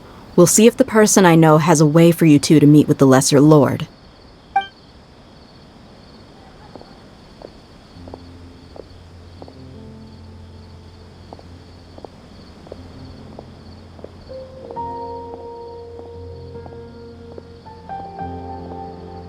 Oh, hey, Chief. Ha, Dia! What are you doing here? And well, didn't expect to see you three together. I take it you all know each other already? Mm-hmm. We met this morning after the Adventurers Guild pointed us to Ozfon for more info. No kidding. Huh. So, where's Ruksha? I thought I'd help these two out by asking about the theft. Anything you can tell him? Ruksha's gone over to the Academia. The Grand Sage recently ordered Sumeru City to begin bolstering its defenses, so people from all over have been called back to the city. Since you've already mentioned the theft, I suppose I might as well tell him what we know. Appreciate it, Chief. Theft? Sorry, what the heck are you guys talking about? Just recently, the Academia lost something, and there's a chance the item is connected with the Dendro Archon. This case might just somehow help you in meeting her. I suppose that's one way to look at it. But if you ask me, the case is more about the Academia than anything else. Let me fill you in. The Academia recently sent a convoy to pick up an important package from Aru village. Word got out, and the convoy was robbed on its way back. The Grand Sage took the whole matter very seriously. Not only did he dispatch the Matra, but also enlisted our help in the search for leads. All we know so far is that whatever was stolen is currently in Port Ormos. You two have heard of Port Ormos, haven't you? It's the largest commercial port in all of Sumeru. You can travel there by leaving Sumeru City and heading south along the river. The Academia's grip isn't long enough to reach all the way to Port Ormos, so the city's a little more laid back, meaning the population's also a mixed bag. You never know who you'll meet there. Apparently what was lost has a great deal to do with the Akasha, knowledge, and even the gods. I'm afraid I don't have any other details for you, though. If you're interested, maybe you could head to Port Ormos and ask around yourselves. If you want my advice, try introducing yourselves as students of the Academia once you're there. Are you serious, Chief? All the Academia students are in Sumeru City, you know. Why should they pretend to be students in Port Ormos? If you're also interested, just go there and see what happens. Count me out. I've got plenty of work to do here for the Homayani family. And take it from me, if you two really do decide to visit Port Ormos, you'd best watch your backs. Let's just say that the Eremites there aren't nearly as friendly as those here in Sumeru City. There are even some extremists who go around shouting slogans like, "Retake Sumeru for King Deshret." Word is that more and more are joining their movement. They're becoming a real headache for Chief and the others. You bet they are. King Deshret's been dead for thousands of years. Now they start spreading rumors of his return. Ridiculous. Not everyone's like you, Chief. Even the desert natives who abandoned their homes in the wilderness still wish to have a god of their own. Well, Traveler, that's about all the information we have for you. Thanks, Dia! And you too, Osfond! Since we've gathered all we could for the moment in Sumeru City, let's head to Port Ormos and see what we can find next. Miss Dunyarzad is looking forward to seeing you both at the Sub-Zerus Festival, so be sure to get yourselves back here in time for that. Good. Then we'll see you both at the Sub-Zerus Festival.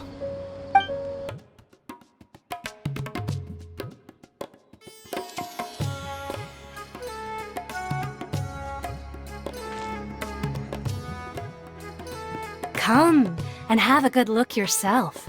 Traditional spices of the highest quality, made with pride and experience. You've got a deal. I can't thank you enough for always looking after my business. Believe me, I'm not making this up. Several Eremite mercenary groups are nearly in open conflict, but does the core of 30 care? And that's not all. Did you know that... Wow! Talk about hurly-burly! This place is busy! Well, guess that's only to be expected for the largest port in Sumeru. Maybe it's because of what Dia told us earlier, but Paimon can't seem to shake the feeling that there's also danger lurking in these crowds. Ooh. Let's get our bearings so we can start looking for leads. We know that whatever the Academia lost is related to the gods. But other than that, we don't have much else to go on. Osford told us to try posing as Academia students while asking around.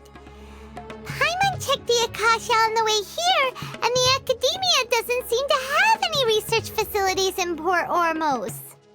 Paimon doesn't get it. Won't we look even more suspicious going around saying we're Academia students and asking about the stolen item?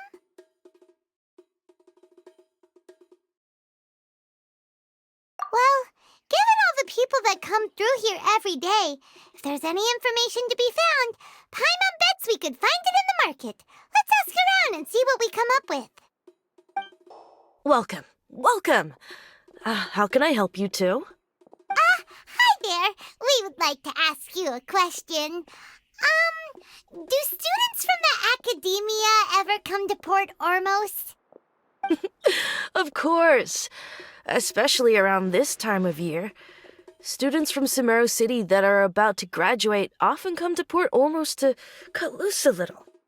Many people often talk about how hard it is to get accepted into the Academia, let alone graduate. But those who finish their studies and go on to become full-time researchers at the Academia have it even harder. Sure, we may not be Sumeru City, but Port Ormos offers beautiful scenery and a stress-free environment. Some even say it's good luck to come to Port Ormos, so students and researchers come flocking here when things get to be too much at the Academia. You see over there? Those are students from the Academia. They've been looking worried and miserable ever since they got here a few days ago. If you ask me, the life of a merchant is better.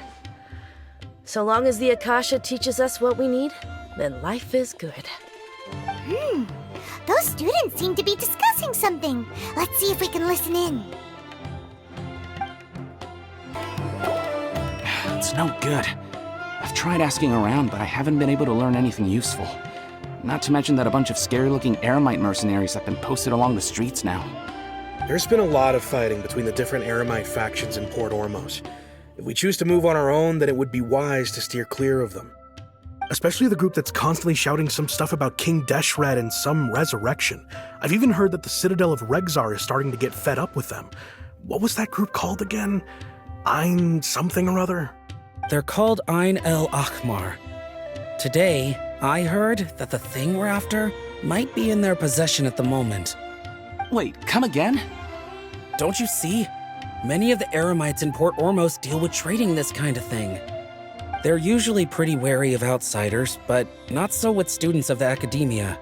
It's because the kind of goods that students are looking for aren't the kind of goods that Eremites are after. As long as they know you're a student, then deals can be made. I've heard that Ein al-Hakmar likes to set up shop at the Jafar Tavern. Supposedly, if you're willing to part with 500,000 mora, they'll give you info on anything. Wait, did you say 500,000? If information alone costs that much, then how could we ever afford to buy what we're looking for? I guess we might as well give up on trying to graduate this way. I wouldn't worry too much. Our field of research is very niche. Who else could possibly be after that kind of shady knowledge? I bet it's practically worthless to anyone aside from us. Well, I guess that makes sense. Then the only thing left for us now is to find a way in. Why don't we all just pool our money together and pay for the information? Whoa! Did you hear that? A niche field of research and shady knowledge? It all sounds pretty suspicious to Paimon. Is knowledge something people just buy and sell like that? So, what's our plan? Wait, didn't you hear what they just said? Buying information is going to cost us 500,000 mora! Have you lost your mind?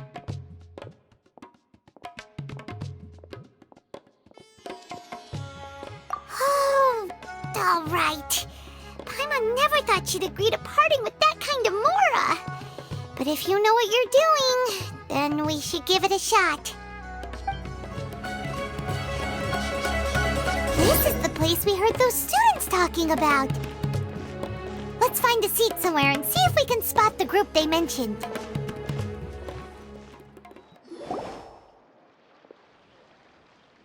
Oh, you've arrived. Please, take a seat. So, they think that they can go toe-to-toe with the boss? Ha! Once we reclaim the power of King Deshret, they'll be the first that the boss punishes. They're nothing to be afraid of. Our main rival now is the Caracal Battalion. They've also amassed a significant amount of mora this time, so we mustn't underestimate them. How can the Caracal Battalion compete with the boss when they're nothing but a bunch of money-grubbing opportunists out for a quick mora? Yeah, with boss's fervent devotion, he'll be able to use this power to bring our god back this time. Huh. All these guys talk about is King Deshret, so they're probably the ones we're looking for. Greater Lord Ruka Devata. That traitor and her followers must not be spared. The day will come when King Deshret exacts vengeance on Sumeru, and all of them shall be punished.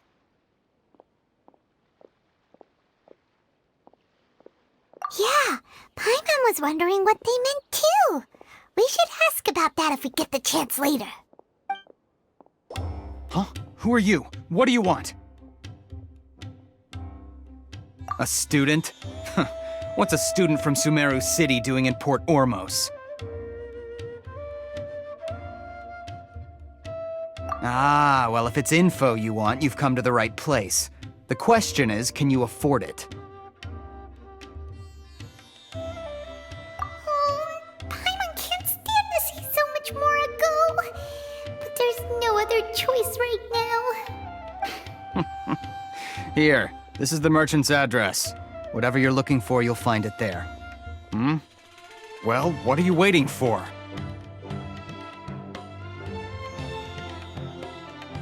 Oh, that's right! We heard you mention King Deshret just now. We're actually interested to know more because we're, archaeology students! Fine. Since you've already handed over the Mora, I guess I can throw in a little extra info. As you can see, members of Ain al-Ahmar are devout believers of King Deshret. Years ago, King Deshret founded the great desert nation that was our homeland. It was an advanced civilization, far beyond anything you'll see in present-day Sumeru. King Deshret was the rightful god of wisdom, but he was betrayed by a companion he trusted. She even stripped him of his title, God of Wisdom. So, you mean the traitor was... Greater Lord Rukkhadevata, yes. That shameless wretch destroyed King Deshret's civilization, and our ancestors were forced to flee to this land where we were made to suffer the tyranny of our enemies. Furthermore, she conspired with the Academia to cover up the truth of her actions, and create the merciful and benevolent facade for which she is now known. Ugh, just thinking about it sickens me. But the story doesn't end there, oh no. King Deshret isn't truly dead. The voice of the Oracle has been heard in the desert, prophesying his resurrection. Mark my words, our god shall return. And when that day comes, all followers of the traitor and all the desert dwellers who have forgotten their true god will suffer retribution together. If what I'm saying makes you shiver with fear, it might not be too late for you to become a believer of King Deshret.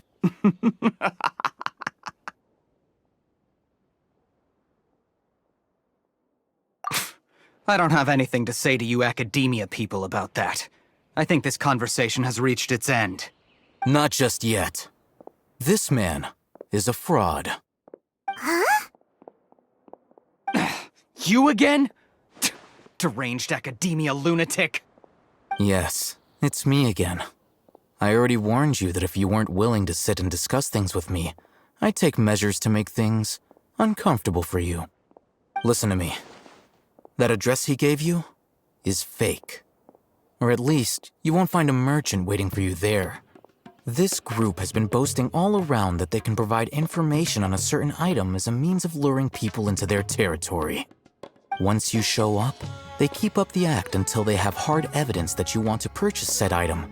Then they use that to squeeze you for all the Mora you're worth. Hey! Shut it all, Hatham! What are you playing at, trying to ruin our business like this, hmm? I told you the other day. I wish to discuss my terms with your boss. Ha! The boss made it perfectly clear that he won't negotiate with you. Yes, and in no uncertain terms. But that was then. It does not preclude him from changing his mind in the future. I'm warning you, don't push us, or this could get ugly. We don't usually get rough with people from the Academia because it just complicates things. For a lunatic like you, though, we might just have to make an exception. If you're suggesting that we escalate this from a verbal exchange to a physical one, I accept. After all, even the Archons used war to negotiate the ownership of Teyvat. If, on the other hand, we can't agree on any means of negotiation at all, then I'm afraid my next course of action will sting a little more than the mere falling through of a few business deals. I will jeopardize the Eremite's reputation, which I know you value above all else. I am quite confident that if I began to take such action, your boss would willingly approach me himself. However, I fear that by then, some things will have happened that cannot be undone. Also, a word of advice. I suggest you tell your boss exactly what happened here today. Otherwise, he might blame you for not telling him in the future. What did you say? Consider this. Have I ever failed to follow through on my word in the past? This guy is really out of his mind. Okay then. If you really have a death wish, let's meet a week from today. The pier in front of the Pharos Lighthouse, 4 o'clock in the afternoon, sharp. Don't expect us to hold back. Not so fast. First, you return the 500,000 Mora to them.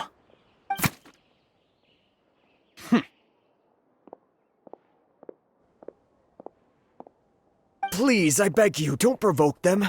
We can't afford any trouble with this crowd. They haven't even paid for their food yet. Ah, Mr. Iman. There appears to be fewer staff in the restaurant recently. This wouldn't happen to be because they're all busy spreading the word to the students, would it? Well... Someone who chooses to do business with a group like that really can't afford to get so flustered the instant someone confronts them about it. Consider the meal compensation for our silence. I'd say you're getting an excellent deal. Whoa, did you see that?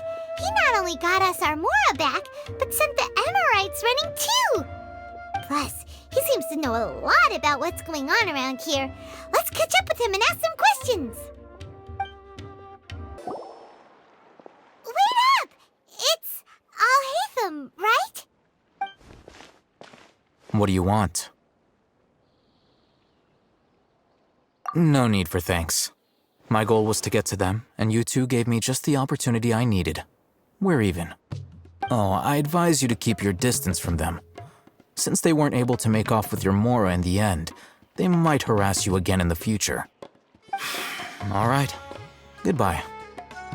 Hold your horses! We still have something to ask you about! Since you tore through their scam right in front of them, you must know the real story about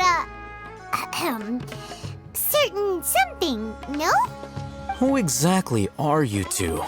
And why are you inquiring about that? A student.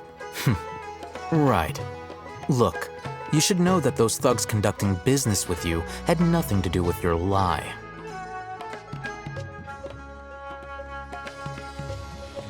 Huh? Oh, yeah! He's really strong. Weren't you saying something about a physical exchange? We can help with that. He doesn't even have a vision. Forget it. Maybe not, but he can still use elemental energy. Otherwise, there's no way we'd go asking for info from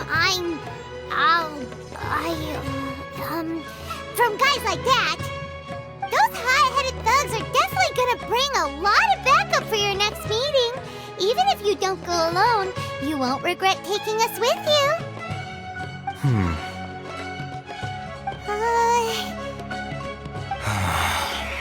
All right, I accept. Got a pen and paper? If you're searching for someone who sells that kind of merchandise, I'll give you one of their addresses, and you can try your luck. We'll reconvene at the appointed time by the pier. It doesn't matter if you show up or not. So, since you were happy to give us this merchant's information, does that mean you can tell us exactly what we're after? You were willing to part with 500,000 Mora for something and you didn't even know what it was? Okay. Well, if you truly are as skilled as you claim, then you can beat the answer out of them when they become hostile. Look, if you've been making inquiries, then you have to know something by now. Tell me what you know so far, so I don't waste time repeating information. We know it's connected to the academia somehow, and that not only do the Eremites deal in it, but some students want to get a hold of it too. What else?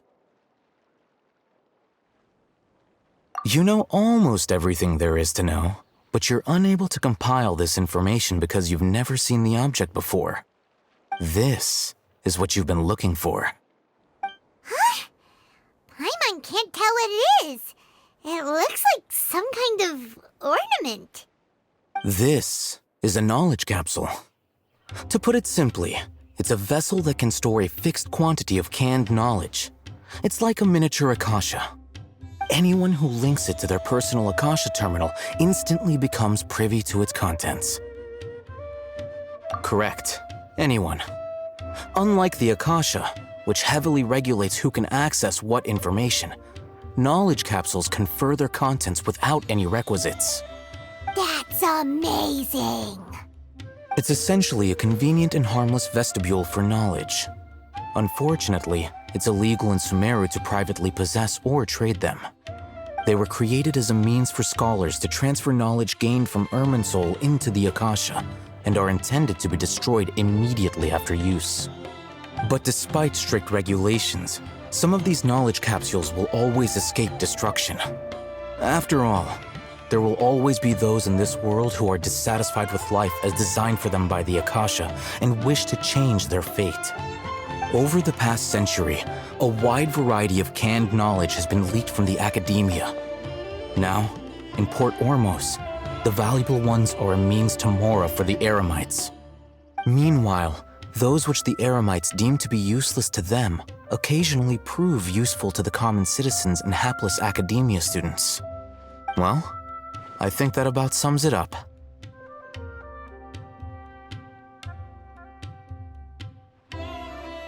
Oh, so that's your true objective.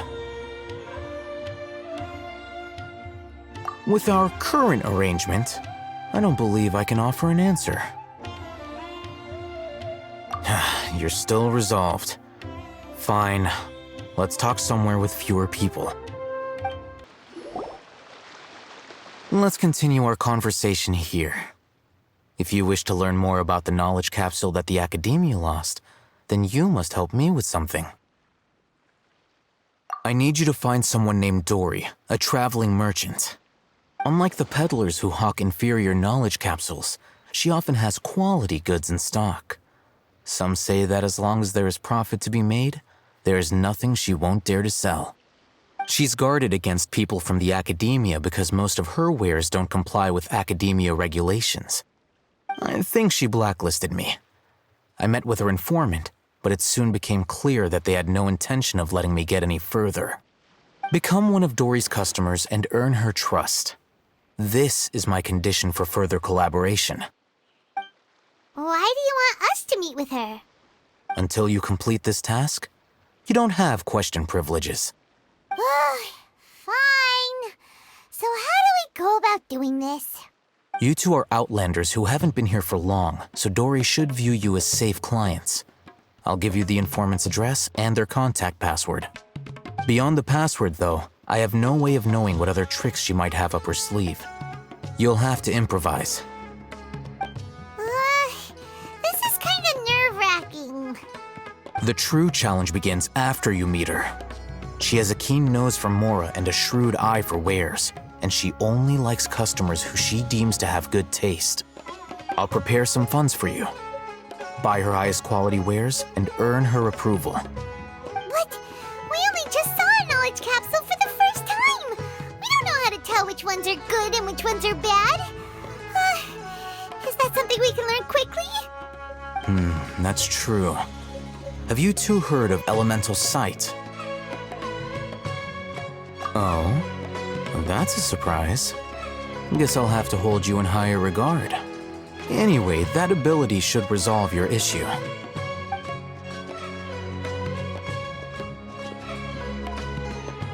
Here are 2 knowledge capsules. Tell me, can you detect any difference in their quality?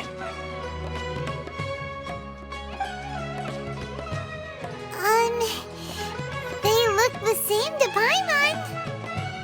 Try inspecting them with elemental sight.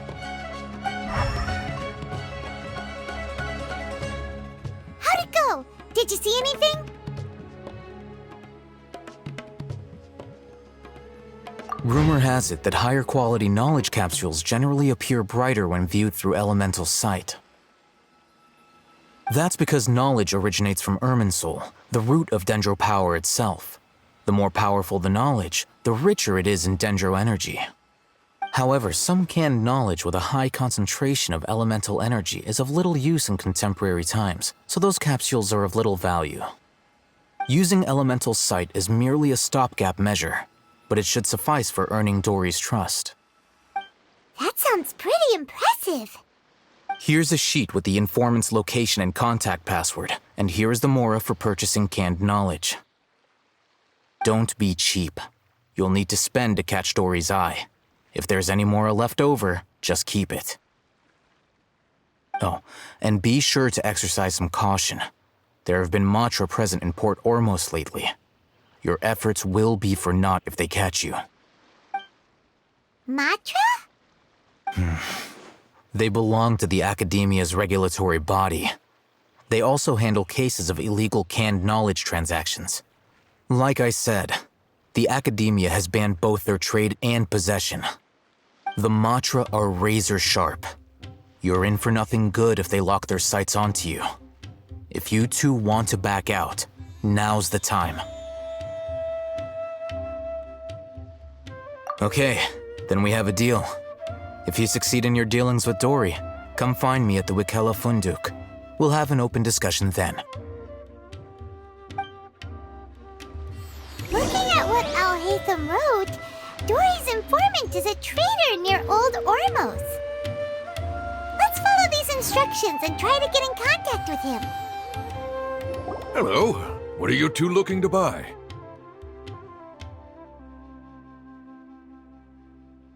Wait, are you sure you're remembering that right? Paimon doesn't think it was that on the paper.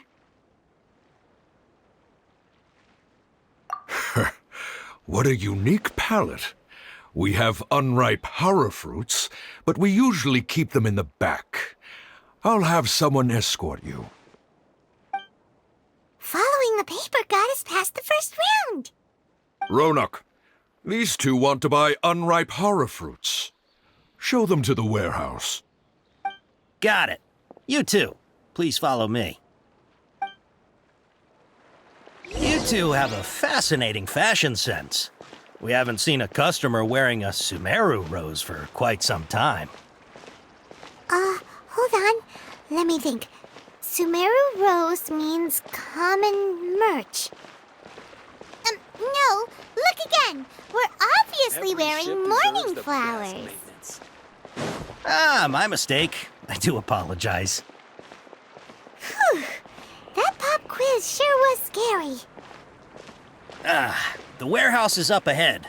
Please follow me. Before I retrieve your products, I need to confirm a few things.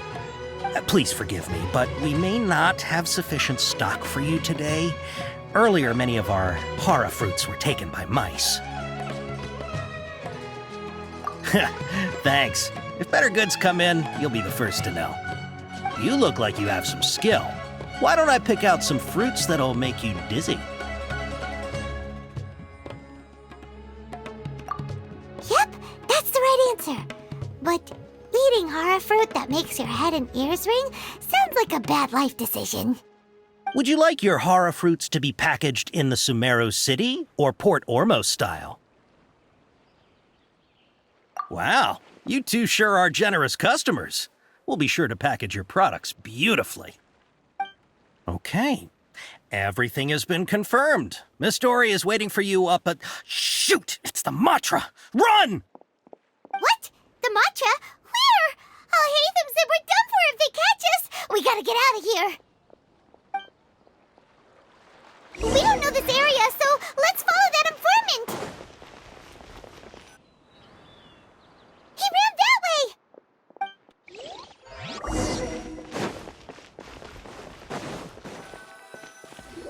Look, he's over there.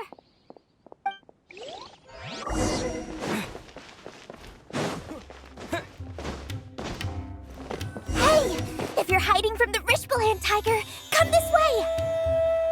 Another password! Huh? Oh, that voice came from behind the building on the right! Here, over here. You can stop running now.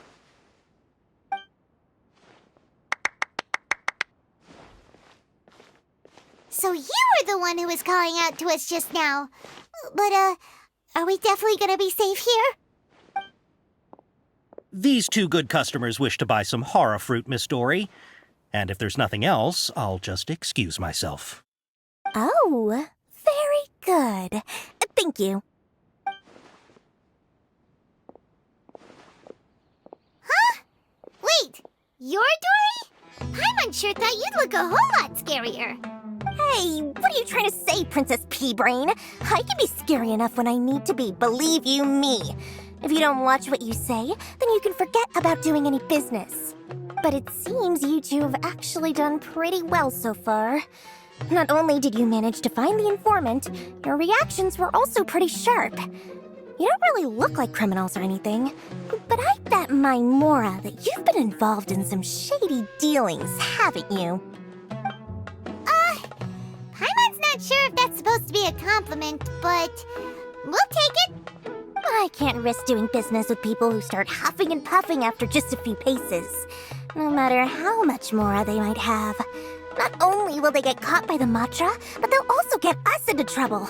As decent folks trying to run an honest business, we don't need any of that. Wouldn't you agree? So that's why I prefer to have customers like you.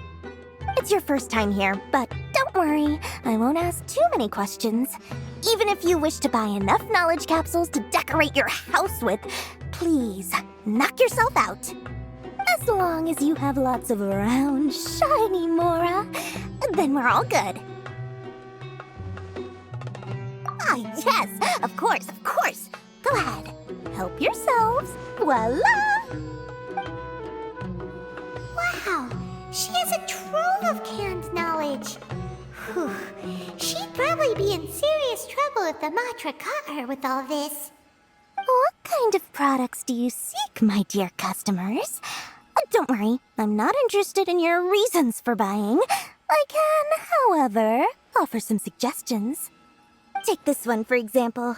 An analysis of the sociological ideology and dialectics of the Hilichurls. Only 3 people in all of Teyvat have ever studied it, making it extremely rare.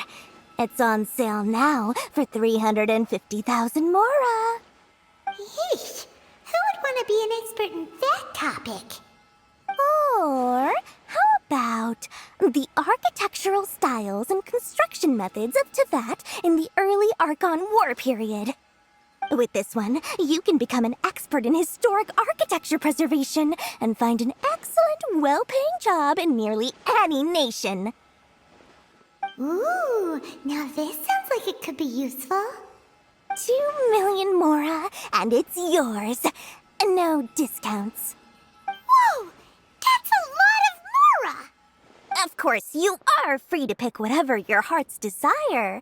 The contents and price of each knowledge capsule are indicated in small text on the body of each one, down at the bottom. Alright, let's try the method that Al-Haytham mentioned.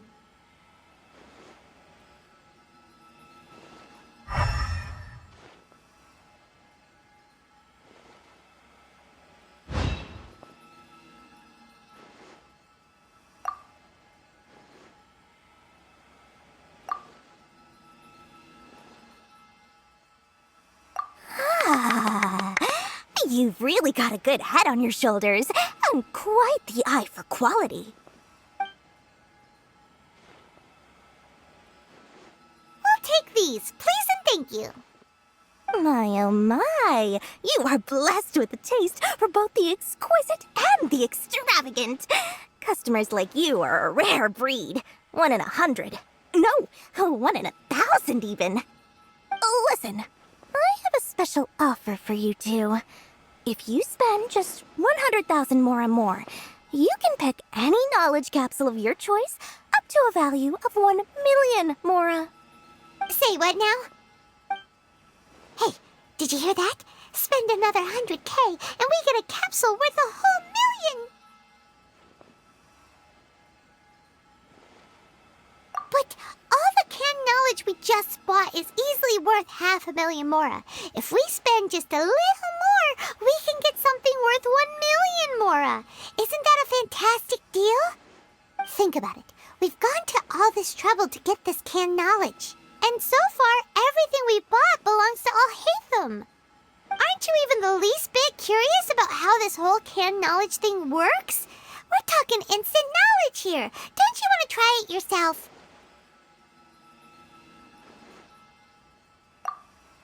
Come on, come on! We still have around 100,000 of Al-Haytham's Mora left, so let's put it to good use by finding something useful for you. Ahem, you've got a deal, Dory! We'd like to spend an extra 100,000 Mora.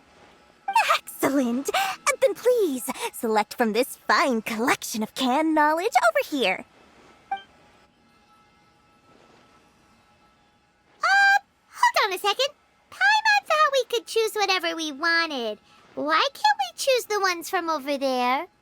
Oh, but my dear customer, the knowledge capsules over here are worth 1 million Mora each.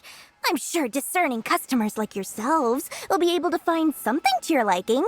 Please, take your time. Uh-oh, Paimon has a bad feeling about this. Let's use Elemental Sight again to check these.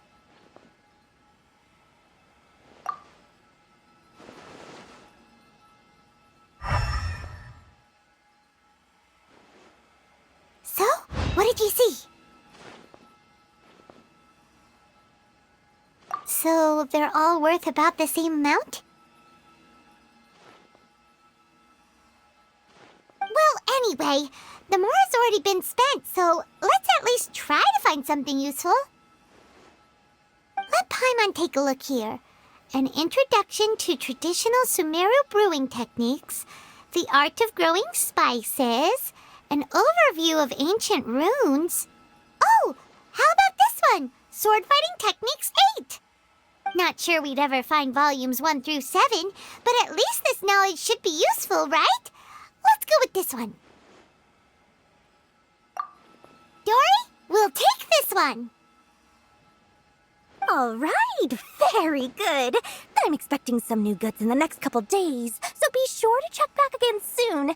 Whether it's canned knowledge or anything else you need, bring your Mora to Dory and doors will open. Our dealings with Dory went smoothly enough. Let's head to Wakala Funduk and meet up with Alhaitham. Hopefully now he'll finally tell us about what the Academia lost. Ha, you two made it. And from the looks on your faces, you were successful. Whoa, there's so many people from the Academia here. Why would you pick this place as our meetup spot?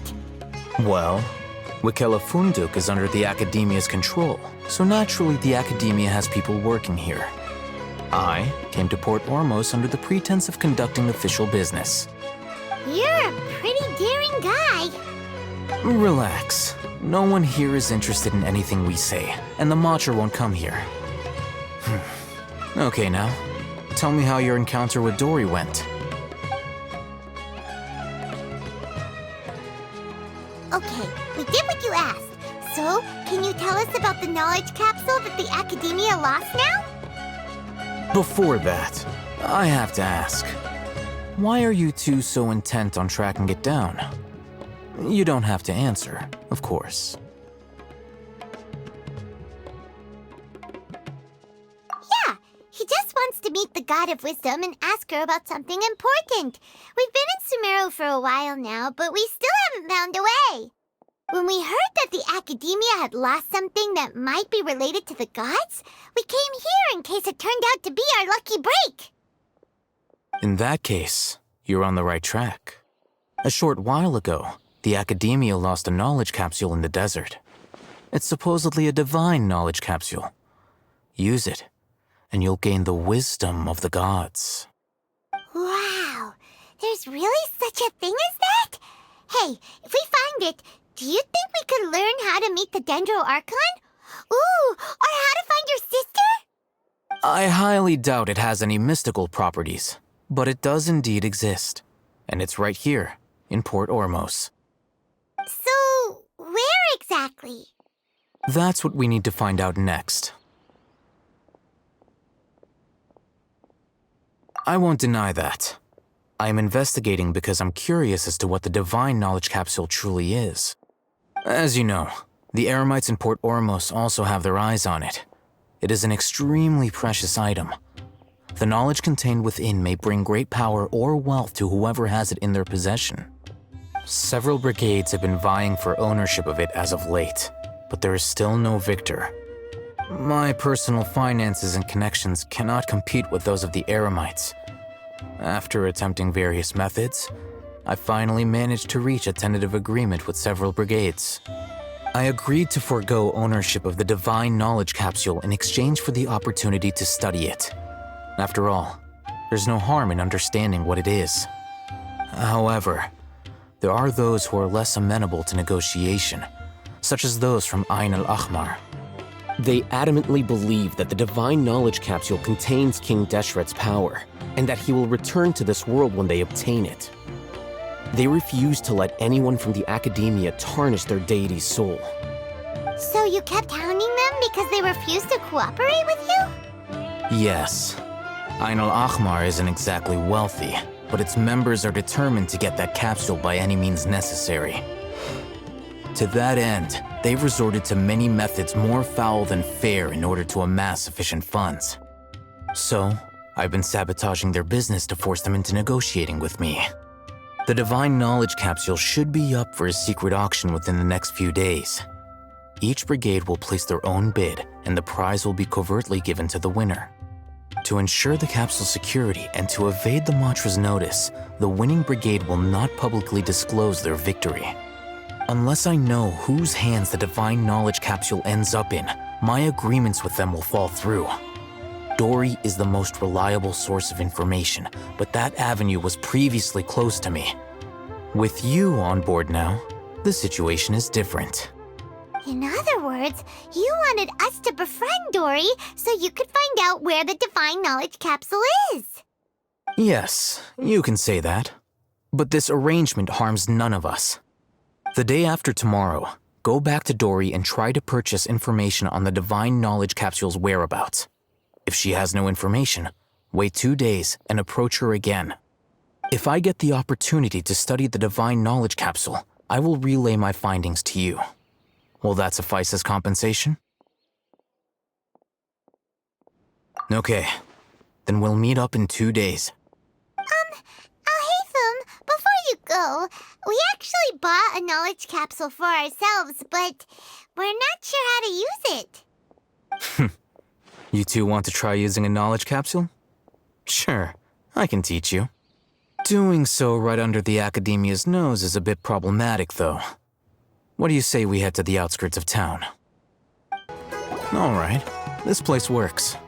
Show me the capsule you purchased. Here. Sword Fighting Techniques 8. Huh, a combat class knowledge capsule. This class is something of a rare find these days, since most have been taken by the Eremites to augment their battle capabilities. Really? Ah, yeah, what a great buy! If you want to determine the efficacy of this capsule, I can evaluate your combat ability. However, effects will likely be minimal if you already possess a high amount of strength. We can conduct a controlled experiment where you fight 2 battles, one before using this knowledge capsule and one after. While you fight, we can use an Akasha terminal to monitor your various physical parameters. There may be variances in your physical strength between the 2 tests, as well as a disparity in your opponent's abilities. But don't worry. I'll run statistical analyses afterward to mitigate any confounding effects. Wow! Alhaitham! You must have been one of those guys at the Academia who got top grades on everything. Paimon's curious about something, though. You definitely weren't one of those students who needed canned knowledge to graduate from the Academia, right? So why are you risking getting caught by the mantra for this capsule? When you are unable to understand a researcher's actions, most cases can be attributed to curiosity. This is but one theory. Sounds like you're trying to avoid the question. All right, let's begin the test. Just fight as you normally do.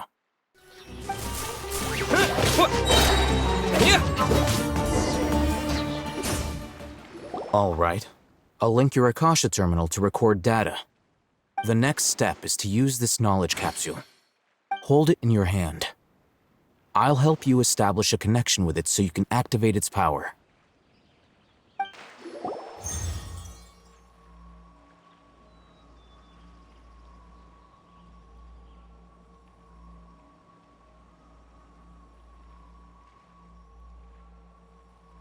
Hey, how are you feeling?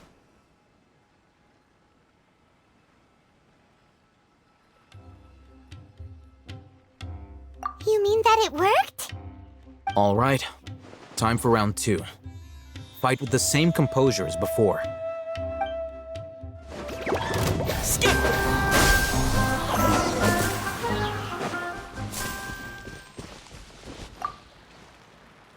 Now, I'll start recording data again. Alhaitham, how's it going? Well, the knowledge capsule you purchased did improve his combat capability. During the second fight, his overall fighting performance increased by 0.073%. Wait, how much?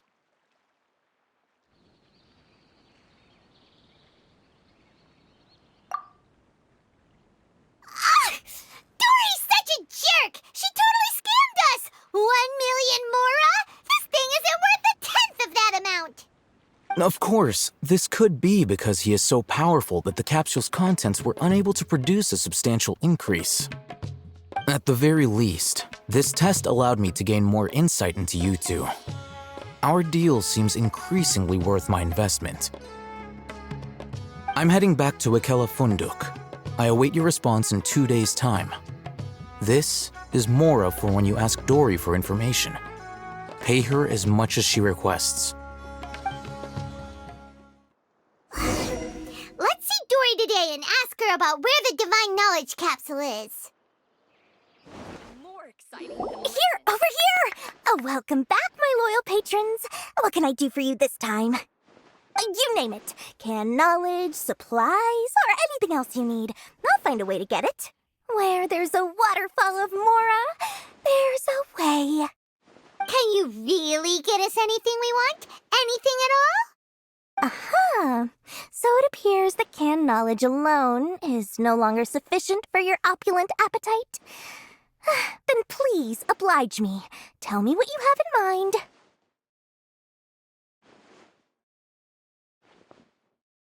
Oh! I knew customers with pockets as deep as yours would undoubtedly crave something more profound than ordinary canned knowledge. But you know, that kind of information isn't going to be cheap.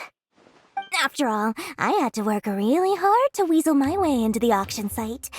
Not to mention that if anyone found out that I was the leaker, I would be in big, big trouble. But how can we be sure your information is accurate? Paimon's curious how you just happen to have this kind of info the moment we need it. Because to me, anything of value is what I consider to be my supply. Therefore, I must always be aware of what's hot on the market in order to secure more sales. As for the information's authenticity, well, you've no need to worry about that. I used a camera to take a picture of the transaction. That way, no one can dispute it. It's always a pleasure doing business with such sterling patrons. Now that you've paid in full, here's the scoop. The Divine Knowledge Capsule was purchased yesterday by a certain Misery, the leader of Ain el-Ahmar. Ain el-Ahmar? You mean the Eremites who worshipped King Deshret? Ah, so you're already familiar with them. The group has done everything in their power to obtain the Divine Knowledge Capsule. After all, they believe it contains the power of King Deshret. That Divine Knowledge Capsule is unlike any other canned knowledge I've seen before. It was glowing bright red. The capsule is clearly visible in the picture I took. You can look for yourself. Thanks for the info, Dory. Please, it's my pleasure. It's all thanks to discerning customers such as yourselves that my efforts yesterday were not in vain. Please, don't hesitate to contact me if you ever need anything else in the future. Mora for Dory opens doors. Well, we figured out where the Divine Knowledge Capsule is.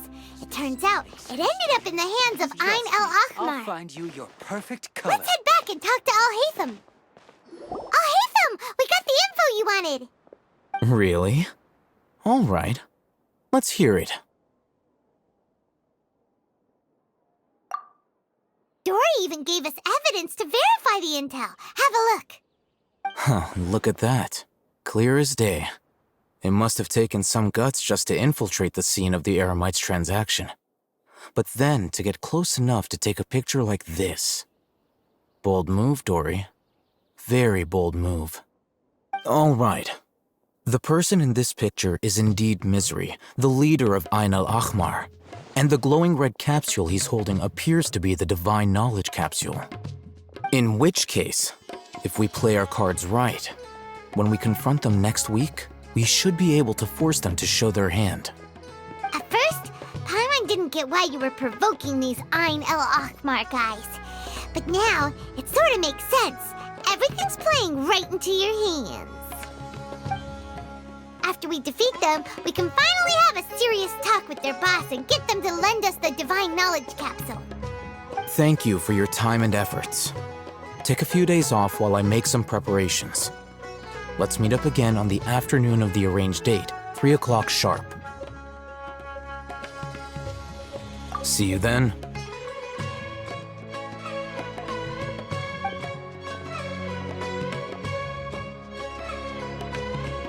Oh, Hatham sure is taking his time. Where could he be? Oh, there he is. Sorry to keep you waiting.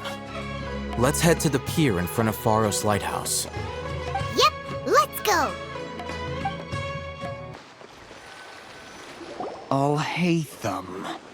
I knew you were crazy, but I didn't know you were crazy enough to actually show up. It was I who demanded that these negotiations take place. I was more worried that you might go back on your promise. But to your credit, it appears that you're sticking to your word. This is turning into quite an occasion. I also brought some backup. I assume you don't mind. Backup? Aren't you the brat from the restaurant the other day? You've come to support this lunatic because he helped you out? Fine, your funeral. I'm not going to mince my words. Once we're done with you, you'll be nothing more than fish food. Get 'em, boys!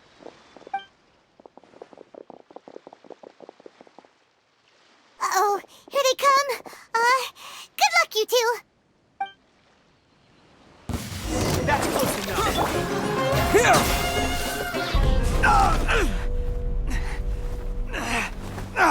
Academia scum!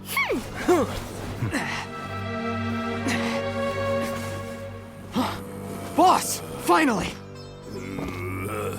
Did you use it? Great! Now we can...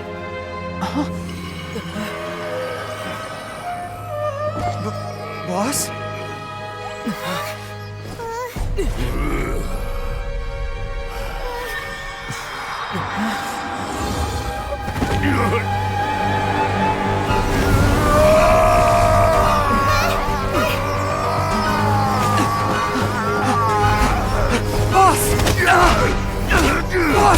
What's wrong? What happened to him? We have to cut his Akasha connection, now.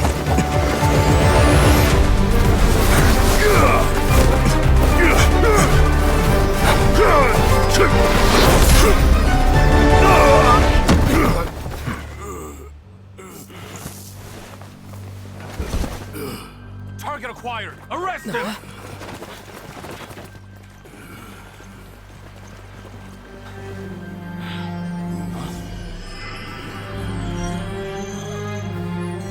Do not impede our work. Is that understood, Al-Hatham?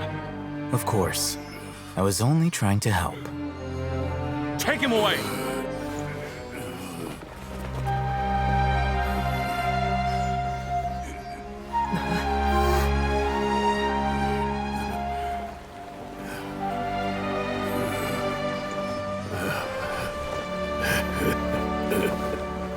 World, forget me.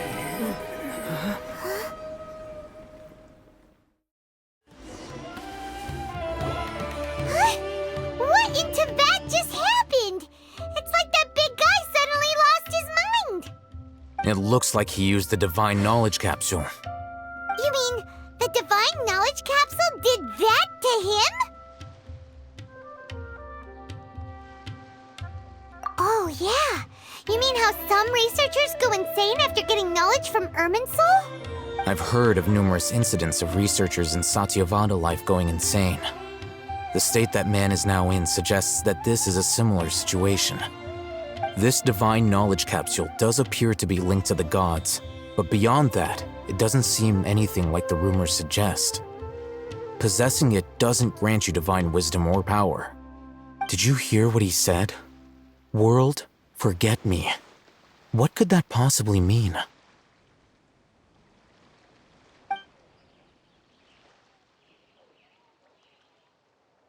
If the mantra took him away, then that means the Academia got the Divine Knowledge Capsule back too. What a shame. We were so close. Still, Paimon didn't expect the Divine Knowledge Capsule would be so dangerous. Imagine if we tried to open it. Oh, who knows what would have happened to us? As things stand, there is no reason for me to remain in Port Ormos. I believe our collaboration has also reached its end. Oh, we were so busy trying to find the divine knowledge capsule that Paimon forgot to ask you something. Since you're a member of the Academia, do you have any idea how we can go about meeting Lesser Lord Kusanali? Truthfully, I don't. Lesser Lord Kusanali appears to exist outside of Sumeru's entire administration. Most of the time, you wouldn't know she exists at all. Moreover, since the Academia possesses the Akasha, a symbol of our deity's wisdom, scholars have no reason to desire to make contact with the deity herself anyway. Everything about Lesser Lord Kusanali is such a mystery! I'm heading back to the Academia. How about you two? It's almost the day of the Sub-Zero's festival. Maybe we should head back too. We've been rushed off our feet over the past few days, so maybe a little rest and relaxation will do us good.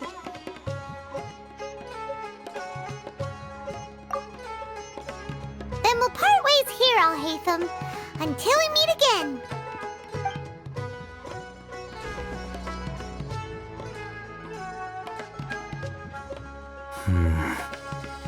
Now, do I deal with this thing first? Or should I produce the report that the higher-ups require?